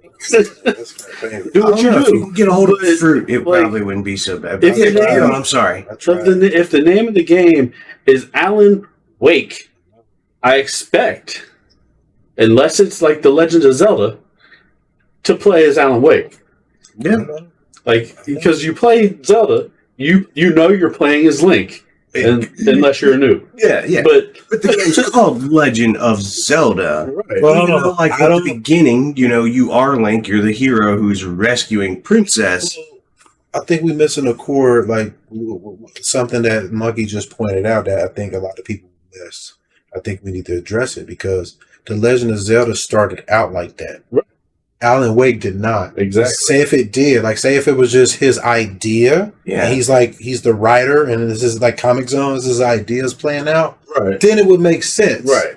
But it's not that. Like he's having like struggles mentally while he's writing the books that he's writing, and that's what's drawing you into the darkness, and you have to fight off that darkness. That's the whole fucking point. I know, and that's what I said. They made her. They made the black girl lead. And I'm just saying, sake of diversity, man. You can't have a second character that's going through the same type of a a thing.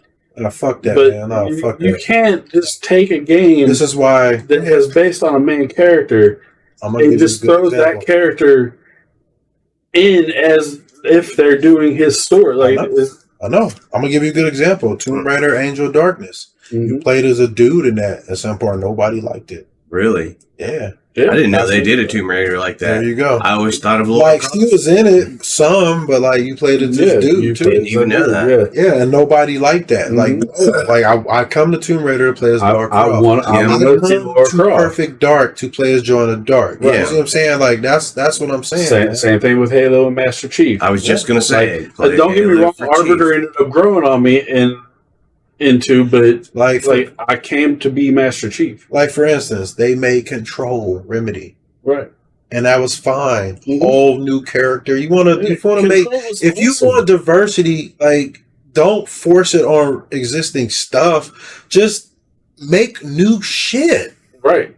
Existing content is existing content. Like, you're disrespecting that original creation. Like, Yeah. there's so much you're doing wrong just to fucking move a political needle for some fucking money, man. Like, it's crazy, man. Like, it's nuts, man. It's absolutely crazy. It's fucked up, man. So, but and the other thing, like, you've already hit Miles in Spider-Man. it's just, man.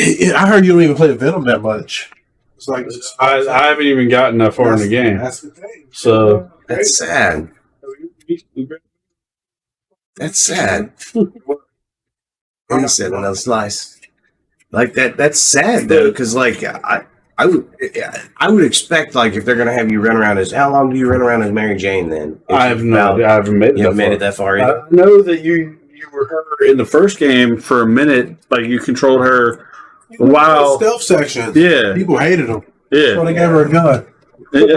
I'm like, no, remove her. Right. Yeah. So it's unnecessary. She don't need She should to be be there. doing shit That Mary to Jane escape while Spider-Man's taking care of the ship in stealth mode or what the fuck ever. Like, Yeah. that's it. Like, you shouldn't have. I don't want to play as Mary Jane. Yeah, it ain't nothing to do with her being Make a Mary Jane game. I don't want to play with. Hold on. I don't want to play with Harry Osborn. I don't No, I want to don't play either. with Jonah Jameson. I want to play with Spider-Man. Right. I came to play Spider-Man. Yeah. I want to hear J. Jonah Jameson on the radio talking shit. He's a supporting character. Right. Yeah. I I don't want know. to see Felicia Hardy as Black Cat in the game. If you want to make a game, Make a Black Cat game. Make a Black Cat game. And so that's what I would say is, like, yes, okay, if Make that if you game. make yeah, exactly, make that game. Start playing Spider-Man. If you make a game called Spider-Man, you should be playing as Spider-Man. Spider-Man. If you want to play a game called Dr. Octopus, where you get to be fucking Dr. Octopus with all them fucking arms, I'd that would play be it. pretty fucking cool. Right. I'd play the fucking shit out of it. Well, But you better no, name it Dr. you might Octopus, not, right? because Suicide Squad Killed the Justice League came out, and you play as the villains. Yeah. That game is fucking awful because it got hit with this shit. Well, yeah. Did it end up being I awful? think it's awful. I've only seen a couple of trailers for it. I haven't got to play it yet. They Is touched it out? I don't think it's out. Really? Is it? all the shit that has been out on it. They've touched it, Mm-hmm. man. See, I haven't, I only seen trailers for it, so Shit's trash. I need I heard the shit's trash. I've been reading up on everything. Like, wow, this shit's trash. And I was excited for it. The Arkham games I heard were better. Rocksteady is people are leaving Rocksteady. It's not what it used to be. Really? The Arkham games were great, but then I think they had their hands in the one Batman, the one with the Potential. Bat family. Gotham Gotham Knights. That one, I saw that. I yeah, played a and little bit of it, but it was like I got turned off.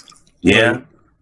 Like the way they changed some of the way the combat works in it. Did you ever get to play DC Universe?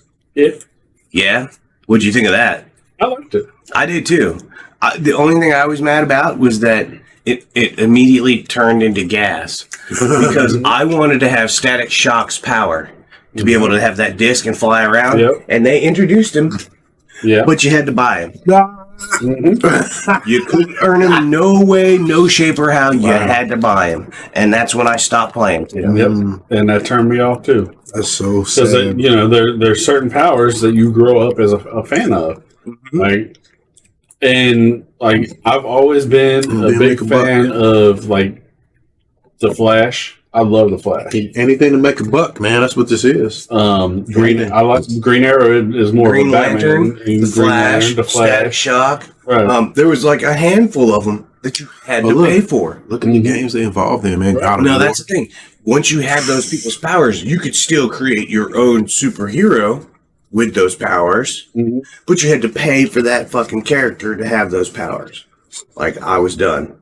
I was mad as fuck about that. But there's a whole section in God of War that just was unnecessary. they're not the only company that's like this Oh, no, either. They're the only one we know of. You know there's got to be more. Yeah, There's got like it's like we were talking about Halo, for instance. That I feel like a company. They work with Microsoft too. No, they do. They've known to work with Microsoft. Yeah, this is just a few shit that I clip. But yeah, they work with like Warner Brothers. That's why Mortal Kombat is the way it is. You know that? Think about Mortal Kombat 9, like how like shapely the women were. Then they all now all of a sudden from 10 to 11 to this new one, all the women body types are the same. Yep. Because the guy who art director or somebody, I'm not sure who it was, but he said that it's not. I'm gonna say a whole bunch of stuff and then I'm gonna let y'all react. But he said that it's not realistic for women to have less clothing and shit on and look like that while they're fighting, because it's not real. And I'm looking like, okay,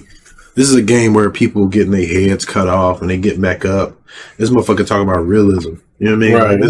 Right. Like, like the whole reason, like why a lot of people play video games is escape realism. We wanted fantasy. And then on top of that, like if you want to really get down to the nitty gritty, it is more advantageous to wear less clothing when you fight. Like look at boxing matches, look at MMA fights. They're wearing as little clothing as possible because you want to. And then that's the other thing. They don't even look. They always talk about the women, but you have these perfect man bodies in there, like perfect chest. You don't see no fat dudes in there. Yeah, you see like just the perfect bodies. You see what I'm saying? So it's and the ones that are fat. They ain't right. They're not. That's what I'm saying. They're really not fat. They're not. Yeah, there ain't none. Like think about it. Think about any unattractive man in games lately. None.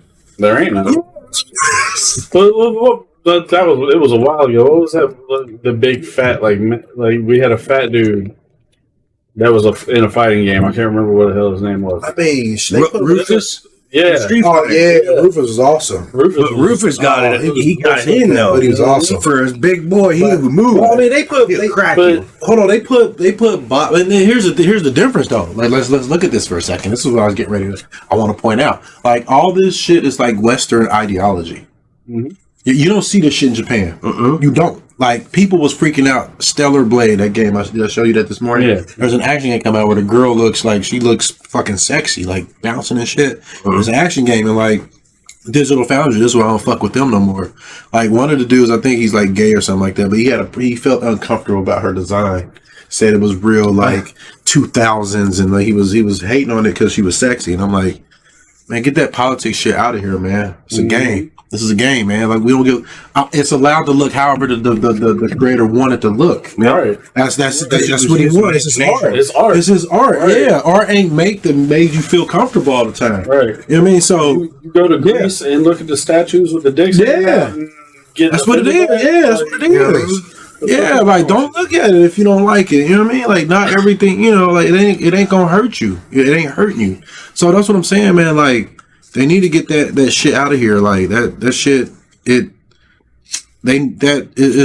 disgusting. I don't want to get into this, but I feel like it goes deeper into some other things that happen in our society as well. I mean, the shit needs to. That's what I'm saying, man. Look, I think it's fair to say that people who enjoy entertainment, me, you, him, anybody else, we don't want politics in our entertainment.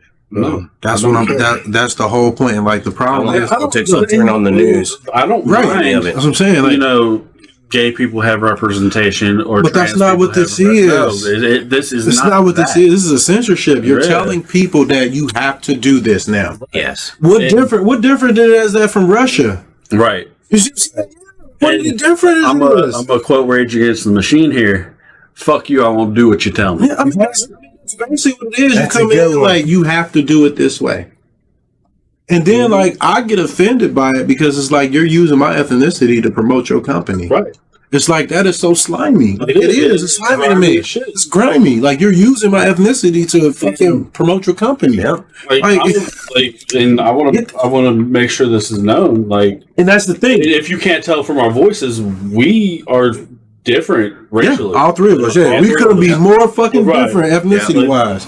We couldn't be fucking more different. Yeah, because we don't care. Because that's what true diversity is. You don't force it. You just let it happen. Right. Yes. Like if my thing is, you put the best person in the role for the job. I don't care what they look like. Right. That's what it comes down Agree. to. That's what it comes down to. But the thing is, like, what happens is, like, if I don't say nothing about this, people don't know. Right. Like, because people put their head in the sand when it comes to shit. Well, like that's why I wanted to bring it up. Yeah, because y'all people don't know what we look like, who we are, anything like that until you see us face to face. Yes, you never know. Like, but we've been brothers basically for years. Yeah. For years, and we didn't have to have it forced upon us. We just naturally knew that we could trust each other, hang out, be friends, and whatever. Like that's shit, man. You don't have to force that shit on people. And then on top of that, necessarily, we don't all have to have the same ideas and agree on the same game. We don't. Yeah, we don't. We don't agree on the same views. No, we don't. Yeah, we don't. We don't agree on faith or none of that. Yeah, and that's why we keep it out there. Conversations. Yeah. And we're okay. We respect each other. Exactly. And It's a whole other thing. And we're not trying to force it on each other. That's actually this is the problem. That is most of my life. This is the problem. My entire issue with some of the outside of here religious type things is how much they try to force the shit down your throat. Yeah. And this is the same thing to me. That is yes. It is. They tell. That's why. That's what I was getting at. Yeah. No, you're right. No, you're totally no. You were right. I might have been saying it. No, you said it the right way. Okay, I understood it. Yeah, that's exactly what it is. Like they're doing the same thing. They're telling you, they're forcing it. Like you have to do it this way, and you have to have a black person. You have to have a gay person. We don't have to have none of that. Because if you want a genuine connection, you need it to be allowed to develop naturally. I'm gonna say this too.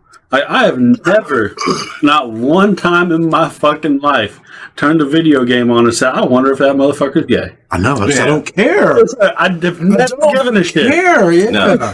I don't care if they straight, they gay. I don't care. Like You're not there to play that game for that. But if it naturally occurs during the story of a game, Then you're like, whatever. That's his choice. But I'm still playing this game for the reason that I'm playing the game. But here's the problem though, man. Like that you won't ever know that now. You won't know that somebody got forced to do that. Right. That's the problem because companies like this, they don't understand how detrimental they are to this. Right. You don't know. Like you are detrimenting people's art. Yeah. Like and you're taking away from the people that are working hard on this game because people like us are gonna be like, nah, fuck that. Yeah. I mean, We aren't gonna be involved in anything. I mean, because shit like be involved in shit. As I said, when I see them on anything, man, like I don't. Like, if I had known that this shit was what it was when I purchased Spider-Man, I would never bought it. Why do you think Same thing with Why do you think I don't God have of it? War and fucking The Last of Us 2? Here's something interesting. Not even knowing that Alan Wake. of all this stuff that we're saying right now, right? If you've been watching, there shows a list of a couple of the games that they've been a part of. One of them is called Sable. I figured I would try the game because that looks cool. Shit, I want to be on a little motorcycle that flies real fast across the sand and do some stuff. But like immediately, as soon as I turned it on, just the vibes that I was getting, like the ideas that was immediately already trying, like they didn't even tell me anything about gameplay, just the story and all the shit that they were already like forcing down my throat. I didn't even make it very far. I didn't even make it to like my little motorcycle. Look how it says Sable right there in the middle, and there's that weird little bicycle thing. I didn't even make it to my bicycle thing because the storyline was just trying to enforce something. I was like, I don't want to continue this. You didn't know why, did you? Yeah. I didn't know it was a part of this. No. That's why. Yeah. because it's unnecessary. Shit. Yeah. It is. I wanted to fucking fly around on this fucking bike. Now, if that storyline happens as I'm flying around on the fucking bike, cool. Don't force it all on me right fucking way. But you don't know what the agenda's going to be because, like as I mentioned before, to me, this is about fucking almost changing people. Like it's Change what trying to people think, mold yeah. what you like your sense of what is right to what their sense of what That's is right. called social engineering. Yeah, That's what. and it's bullshit. That's why I don't. It's happening in our entertainment, Mm-hmm. like in movies and TV, and it happens in music. Yeah. That's what it is. And like if you're somebody who thinks for yourself, you will notice it. Like, oh shit, what the fuck is this? You will notice it right away. Well, that's why the whole Mary Jane section is so jarring. Yeah, is because wait the fuck a minute. Why am I doing this? Yeah. Doesn't make any sense. Yeah. So and then like Mary Jane was a self insert from one of the writers. Mm-hmm. Looks just like her. Like they didn't even use the actress model. Yeah. They insert. It's just bad. They inserted the fucking The writer. the writer who who wrote suggested it. Yeah. Mm-hmm. That's Wrote on it, crazy. yeah. And then so yeah, that's why You are doing damage to Stan Lee's character. Yeah, yeah. Doing shit wrote like on this. You've literally changed the character. Basically, like it's not even the actual portrayal. You could have found somebody at least similar, close enough, and put a fucking red wig on her. I mean, come on. And man, like it's why like I don't mess with a bunch of AAA games, man. Like I'll fuck with Japan because Japan like they don't care. They push back against shit like this. They don't have to worry about like some dude was talking about Tekken, like it was saying they're Harada and like he's the producer. He had to like speak up about it because like somebody had mentioned that Namco was being racist because they were revealing black people in the trailers like Eddie Gordo and you know some Bruce and people like that and like Harada was looking like look man like like somebody had said that on Twitter right and so Harada was like look man like and Harada's Japanese like those characters hold on, let me are part of the main story. Well, it ain't even that. It's just the fact that this is his vision. He can put whatever he wants in. Yeah, right. Because this is the point Harada made. He said he comes to, he watched a lot of Western TV shows and movies and stuff like that, and he is not offended when he doesn't see Asian people in it. Yeah, because it's that person's vision, and that's okay. Mm-hmm. That's the point he's making. You see, some Japan don't. And then like there was a woman talking about how it's called like she was talking about sins of being born, like how it's bad to be white and male in America. So just by being born, you're already looked at negatively, and how society is trying to socially engineer people to think that way. And like Japan, like they push back against like because it's nonsense. It is nonsense. Yeah, it's foolish. Yeah, like it's dumb. Like and Japanese people aren't on any of that. Yeah, but yeah, he clapped back at dude and like, look, man, that ain't how it works. He's like, man, I watch American shit all the time, but I ain't offended because they don't look like me. He said, shit, like, I mean, if you make it, a lot of times you make something like you make it in your image anyway. Yeah, right. You do like you do it naturally. You just do it. It's what you know. Like, it's not. Oh, I need to make this character black per se, or I need to make this character Asian for whatever reason. Yeah. Like, that's not how people think. It's not how you. You might have made a black person in your game because you might have had an experience where you met a black person and that person became your friend, and that's what got you thinking. Exactly. That's what I'm saying. That's the type of diversity and influence you need. Not you need to have it just because. Okay, you see what I'm saying? Back to the Tekken thing. Yeah. So, like for example, all right. They introduced Eddie Gordo because his style is a Brazilian kind of style. Most Brazilians are fucking kind of black guys. You know what I mean? Like, they're considered black people because they're dark. Yes. Yeah. Okay. And then a lot of the times, like, so it was dark Brazilians, black Brazilians. What was the other one? Bruce. He was British, wasn't he? I think American. He was American. He's a black dude. Okay, he's a black dude from America then. All right. And Leroy Smith is black too. Okay, Leroy Smith looks cool as hell though. But so they're representing their fighting style from that kind of represents their country. So you that's how it started. That's how it started. So you would expect that. But Tekken itself, that game, the storyline is not based around no Americans and no fucking Brazilians. It's a bunch of fucking Japanese motherfuckers. So of course they're going to show a lot more of the Japanese or Asian people in the trailers. I mean, just the story itself is about the Mishimas. It's always been that's what I'm saying. Well, that's what Harada was saying when he said when he watches American shows and stuff. He's not offended when he doesn't see people that. He said he's not offended when he doesn't see people who look like him because he understands that's When he how it watches is. the Goldbergs, Yeah, like he's knows. expecting a 1980s family in America, which Right. you ain't gonna probably see in a Japanese guy around nowhere. Right. Yeah, it makes sense. Yeah, from that, even from that creator's perspective, like you said, from Tekken, like they're Japanese, so it started Japanese. And the storyline is about a Japanese company. Yeah. So you're not going to find a whole bunch of Americans and a whole bunch of other people of ethnic fucking thing. A lot of them are going to be Asian. And the crazy thing is, like Bruce, he works for Mashima Zabatsu. Like they hired him. Like I think it was like Jin's bodyguard or Kazuya's bodyguard. I think. Kazuya's bodyguard. But yeah, that's what I'm saying. But still. But the thing is, like Japan, they don't get stuck or hung up on none of that. They just make what comes to them. Man. Yes. And they do like I know Yu Suzuki, he's the guy that made Virtual Fighter and Shenmue and all that shit. Yeah. Like I know he would travel to different and Harada would do this too. They would travel to different parts of the world to even like soak up the culture to create a character. Like for instance, I think his name's Shaheen in Tekken. He's like Arabic and like they went to Saudi Arabia and was consulting with people like, hey, how about that's how what do you think? But that wasn't forced. Exactly. You see what I'm saying? That's what made it awesome. Yeah, that's what made it awesome. And then he learned something by visiting that place. Yes. You see what I'm saying? But when you force people, first of all, you're gonna make people mad, say no.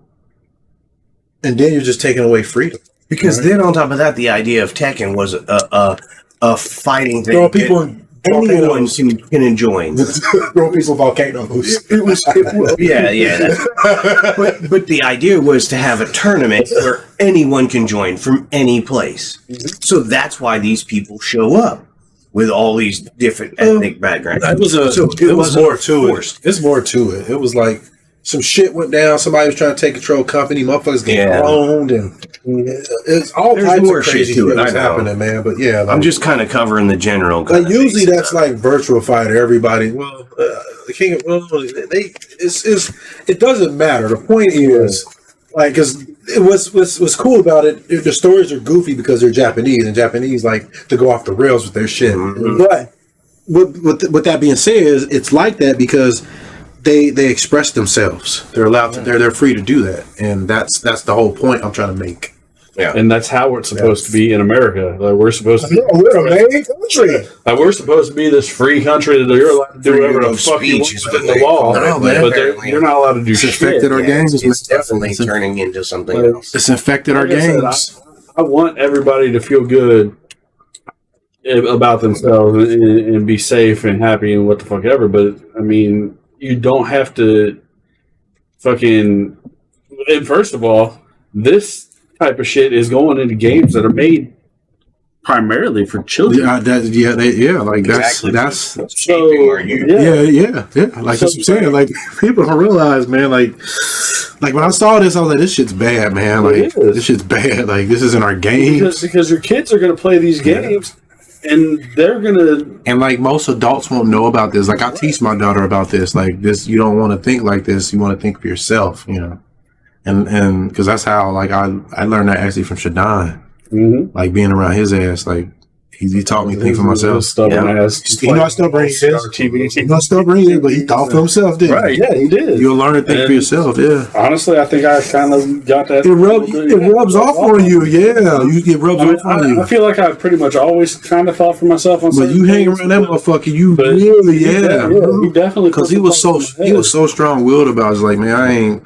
He did not like the norms, and I can see why. Look what it's doing. Right. Look what happened, and look why it's happening to Star Wars and shit. Look who's watching that. Yeah, it's fucked up, man. So, but that being said, man, we're gonna take a small break, and you probably gonna head out, ain't you? It's 5 o'clock. Yeah, probably. Yeah. And then we'll be playing. We'll come back, and the main event is going to be that Charlie murder. Yes, Charlie murder. We're going to pick up. It's been a little minute, but I remember how to play that. I don't remember how to play it, but it's okay. What's your problem? Nah, it's like getting some pussy, man. Yeah. I mean, riding a bike.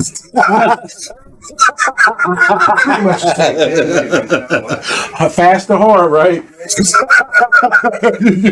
Yeah, Tiff's asking if dinner's going to be done, she should go ahead and eat. Yeah, I'll tell you on your way home. Tell them. Yeah. All right, so like that being said, gentlemen, I'm going to, and I'll still plug you at the end of the show, but I'm going to plug Mr. Magical Munkee right now because he's getting ready to head out before we get it on the main event. So, Munkee, you can find Magical Munkee over here at twitch.tv/magical_Munkee, and that's Munkee. All this stuff will be in the video description, so you'll be able to find it real easy. But thanks, brother. I appreciate you having me, brother. Appreciate it. Love you, man. You too, man. Always a pleasure having you on the show, man. Feel free to stop in anytime, man. But Anytime I'm off, what you doing? I'll come over. I don't care. All right. Well, we're gonna be right back. You guys stay tuned.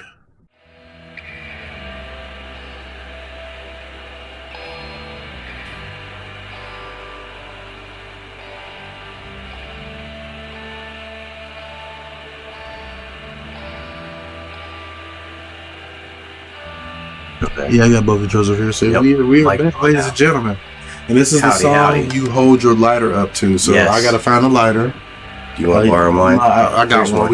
No, that's too small. I got one right here. Holding the lighter up on count of 3. You ready? 1. Gotta hold it up, man. 2, 3, sir. Yeah, man. Lighter. Oh, fuck. Yeah, To the Charlie murder. To the murder of the Charlies. Yes. This game rocks. This game kicks fucking ass. I think we've played this game before, right, on our podcast? No, this is we the first talked about it. Oh my god, That's why. Yeah, we have to hold the lighter just for a few extra seconds, just because we've not done this game yet. Man, and it's terrible that we didn't, because this game is fucking glorious. I was looking at my show preview, man, and I was looking at the show preview, and I was like, we ain't did Charlie Murder. So I know we talked about it. We did a backlog on it, remember? Because me and you were playing it that one time. Yeah, that's what it was. And then I think we also we played Dishwasher. Yeah, that's what it was. It was the dishwasher. And we brought this up. Yeah, because it puts us in the mind of the dishwasher. Yeah, because it's by the same guy, right? Same dude, James Silva. Yep. Yeah, it's fucking great game. Yeah, it's a good. Shout out to James Silva. James Silva, and his that wife. guy. I forget his wife's name. Making a fucking glorious game. She worked on the game with him. That's what's up. And for, unfortunately, I don't know if they ever will make another one. I hope they do. That would be great. But if they don't, I don't know. Like, it's okay, I guess. He seems like the type of guy that wouldn't make sequels, but he made a sequel to The Dishwasher, and I think he's making a sequel to Salt and Sanctuary. So, I mean, technically, he doesn't have to make a sequel to this.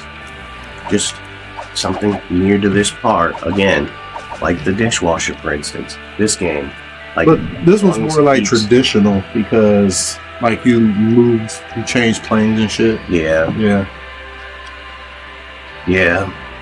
But I mean, if he at least keeps to this game style and keeps putting out games, I will fucking play that. Yeah, his art style, like, I like the art style that he uses. Like, his art style is very unique. Like, I've not seen an art style like this before.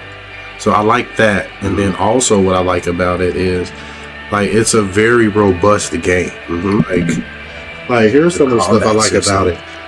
The art style's cool. The combat is pretty solid. They could do more with the combat, though. I wish they could. Like, I wish they did more with, like, the Dishwasher. You can do way more than you can in here. That's why. Because this came out after The Dishwasher, and I thought this would have, like, more. I mean, but it still has good combat to it, though. Like, I really like combat's still good. Yeah, it's really good. It has great music.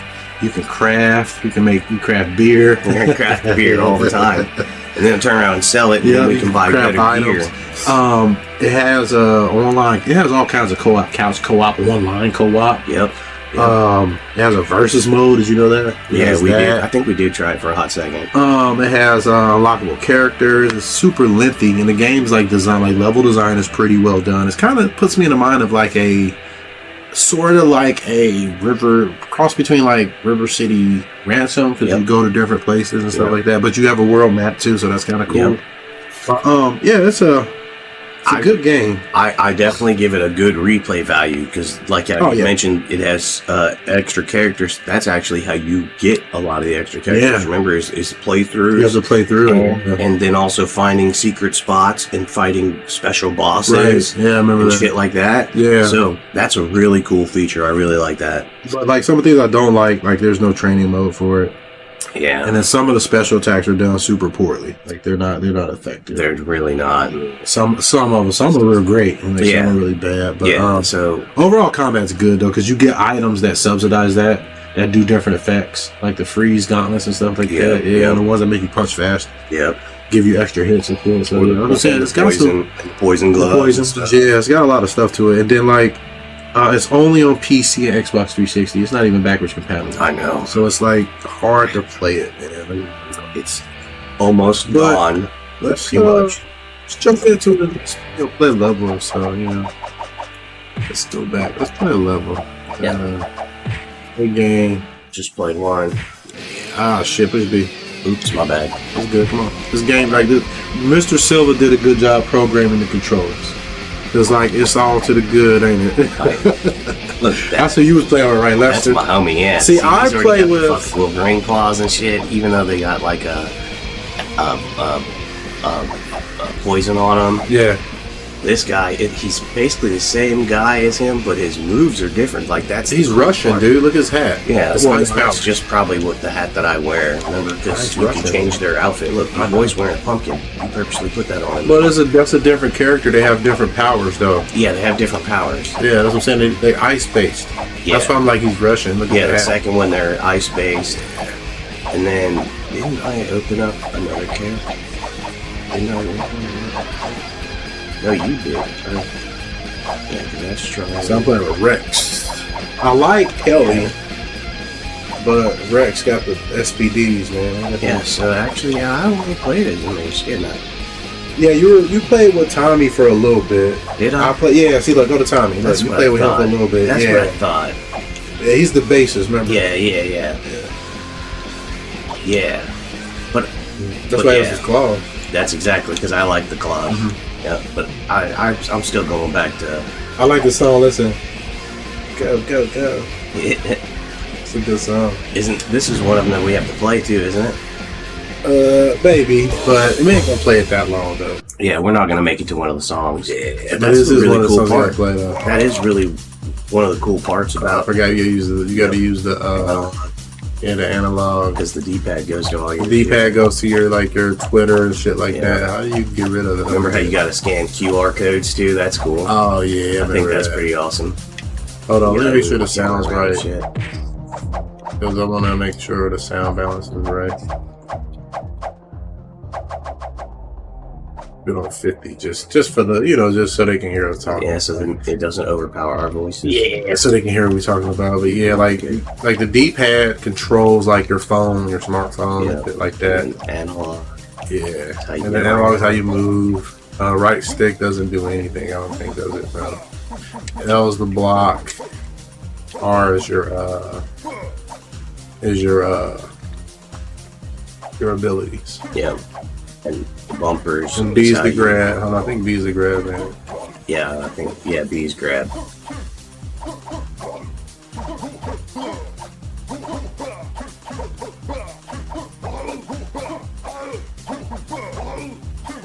Alright. I like that running. This running made me funny.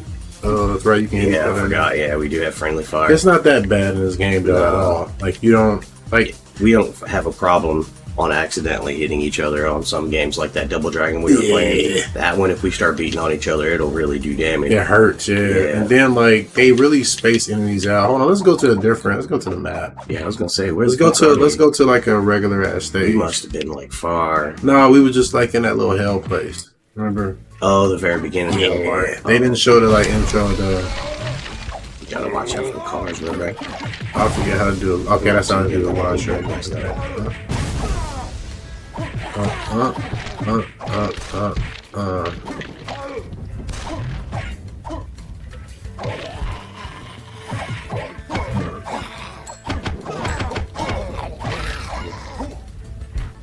That's when I was beating on him.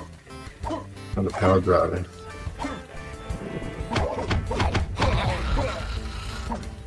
You got a gun. Yeah, you get the weapons are cool in this game. Too. Yeah, no, they work real good. Aw. Didn't let me finish. Like I like the guns. I'll pick this one up just for shits and giggles.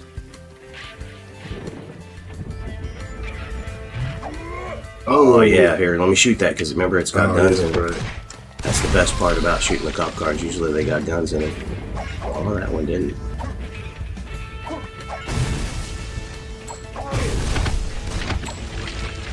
Oh, power drive somebody.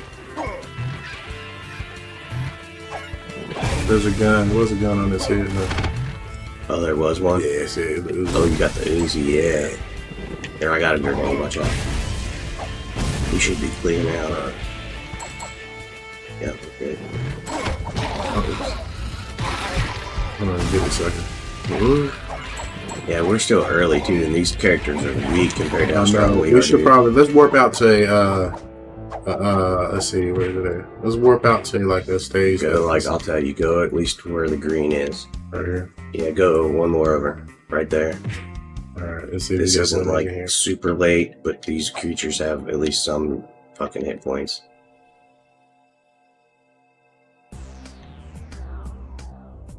Yeah, see, when we play this game, I'm navigator. That's why I'm like, go there. Yeah, like I get lost in anything, Yeah. So We gotta go one more over. and then like you play like I think you play on like different like difficulties of like different enemies or something like that. Yeah, Oh, no, not the this stage. is the broom one. Not the yeah. broom, yeah. Alright, go back to the People. map. Alright, so go putting up from there, go push up. Oh, this Alright. might be it, right? Yeah, go over. Parks. Yeah, that's fine right Yeah, there. see what the hell it is. Loitering. Yeah, here we go. Should have some enemies. Go down.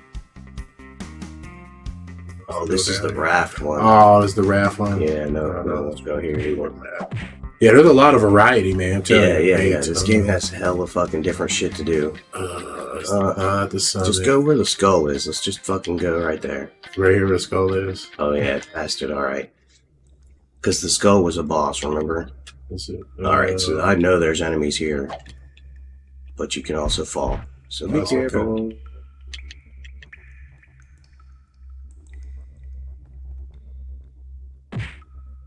Oh, fuck this thing, dude. Yeah, fuck this thing right now. 'Cause there's a lot of variety. And it's not annoying. You don't lose a whole bunch of life either. No, not for falling or nothing. I'm doing it a lot. I'm about to take a drink of beer and that'll help. You can pass the sobriety test. Oh no, but that's fine. Come on, let's go. The enemies here. Yeah, all these rats. Fuck this stage, man. Hold on, let me find a better stage. No, there'll be regular enemies here. I think we're just like super strong. That too, yeah, we're real Really strong. good fucking later. How do I do this power driver?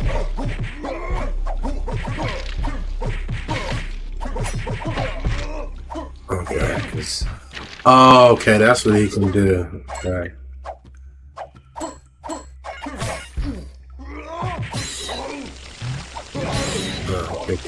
Cut him in the throat.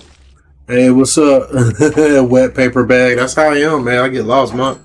That's how I get lost, bro. I'm not. He's the navigator. yeah, Yeah, man. Hold on. I ain't fucking with this, man. yeah. All right. I'm just looking. Hold on. I'll find the stage, man. I know where we need to go. Hold on. Did you go to the I know where we go. Hold on.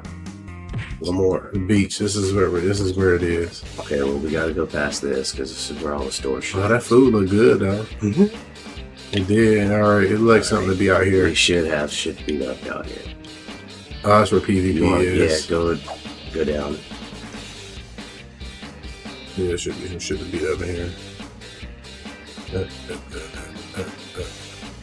See, we fucking wrecked this game to a certain point, dude. Like, Oh pretty shit. far. Oh, I thought I'll go back and make that. So see the QR code? Oh yeah. I you just can want to scan point it out. Yeah, So yeah. like, this game's cool. Like, so you actually have to like stand here by the QR code and then take a picture of it You can get upgrades and shit. Yep, and that's how you get all your upgrades and stuff. Push A to snap it. There you go. Yeah. See, it says you already got that one. I know. I wanted to show people that are watching. Like, this game's awesome. Hold on, let me find the stage. Bubba. I was going to find a stage where enemies right away. That's, like I said, you'd have to go about where we're at. Go Go inside the mall. Go back. Inside here the might mall. be Camp Falcon boats. No. See, campgrounds. Think there's anything in the camp? Maybe. I don't know. Asylum for lunatics. That sounds pretty bad. Oh yeah, see, look.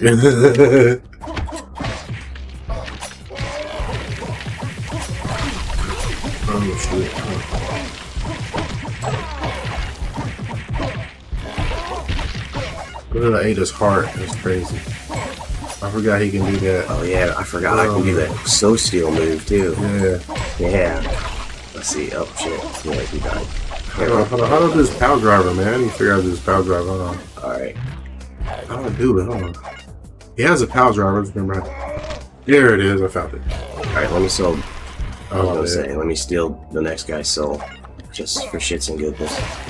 He's cleaning so still in there.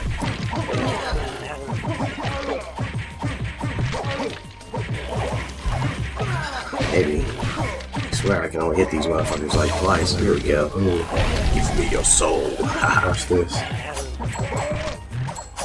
Like, it sucks. I can really only punch these motherfuckers like twice before they die. Fall down, dude.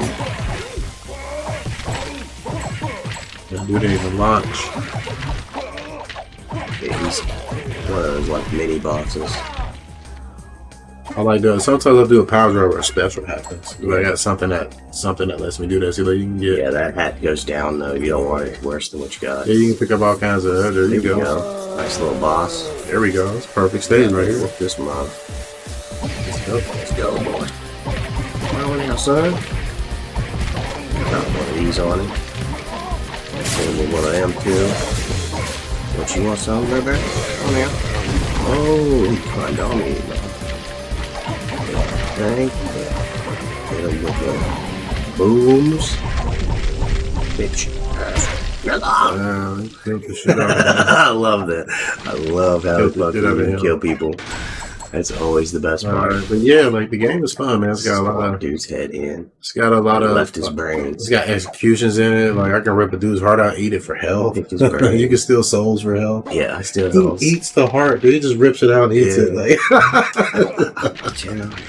There was Well, something yeah. you could do with the brain too. I forget. I think that's the other guy making. Oh yeah, you're right. The other guy when he picks up the brain, the bass guitarist. You're right. Yeah, it's the other guy that does it. Yeah. All right, well, we can end it right there. So, Yeah, that's fine. but yeah, so This game is awesome. it's a fun game, man. We highly recommend it. Like it has really a lot of leveling and shit to it. Like it's a hell of a beat 'em up. Yeah, because you got to see our strong people. If we picked our weaker people, we probably would have been fighting a lot harder.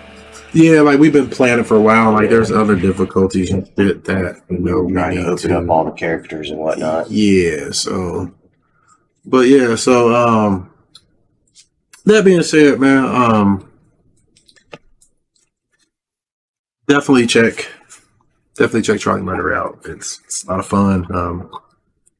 The only thing I'm sad about is that it's just stuck like on Xbox 360 and PC, so people really can't get to it. But that being said, man, we're gonna close this out. Review games, especially indies. You know, it helps people out. If you like games, share it. That's what this whole show's about. That's what this show is exactly about. Yeah, We're so- not trying to make no money. Nah. Just wanting to share ideas, things that we've noticed on the internet, you know, shit that's going on in the game world. Yep. And hopefully we show you a game that you've never seen that you might be interested in. Like Dark Void Zero. Like Dark Void or Dark Void Zero. One or both of them. Yeah, those games look awesome. So, but yeah, thanks for hanging out. We're glad you guys were able to join us, and we hope you have fun. Tune in again next month for more. This stream is going to be uploaded to YouTube at some point. So you can find Goku over at twitch.tv/Son Goku Black 81. You can find Mr. Magical Munkee over at twitch.tv/magical_monkey, and that's MUNKEE. And then you can find me over at over here on Twitch. For the people on YouTube, that's twitch.tv/Kev_the_Galaxybender. Find me over at Twitter at Kev Galaxybender, and YouTube is Kev the Galaxybender. So we do a show once a month, usually last Saturday of the month. Again, the show is going to be uploaded to YouTube, like I said. So if you want to watch the edited version, it'll be there. Again, thanks for tuning in. We'll see y'all again next month. Goku and Kev the Galaxybender is signing off. Peace.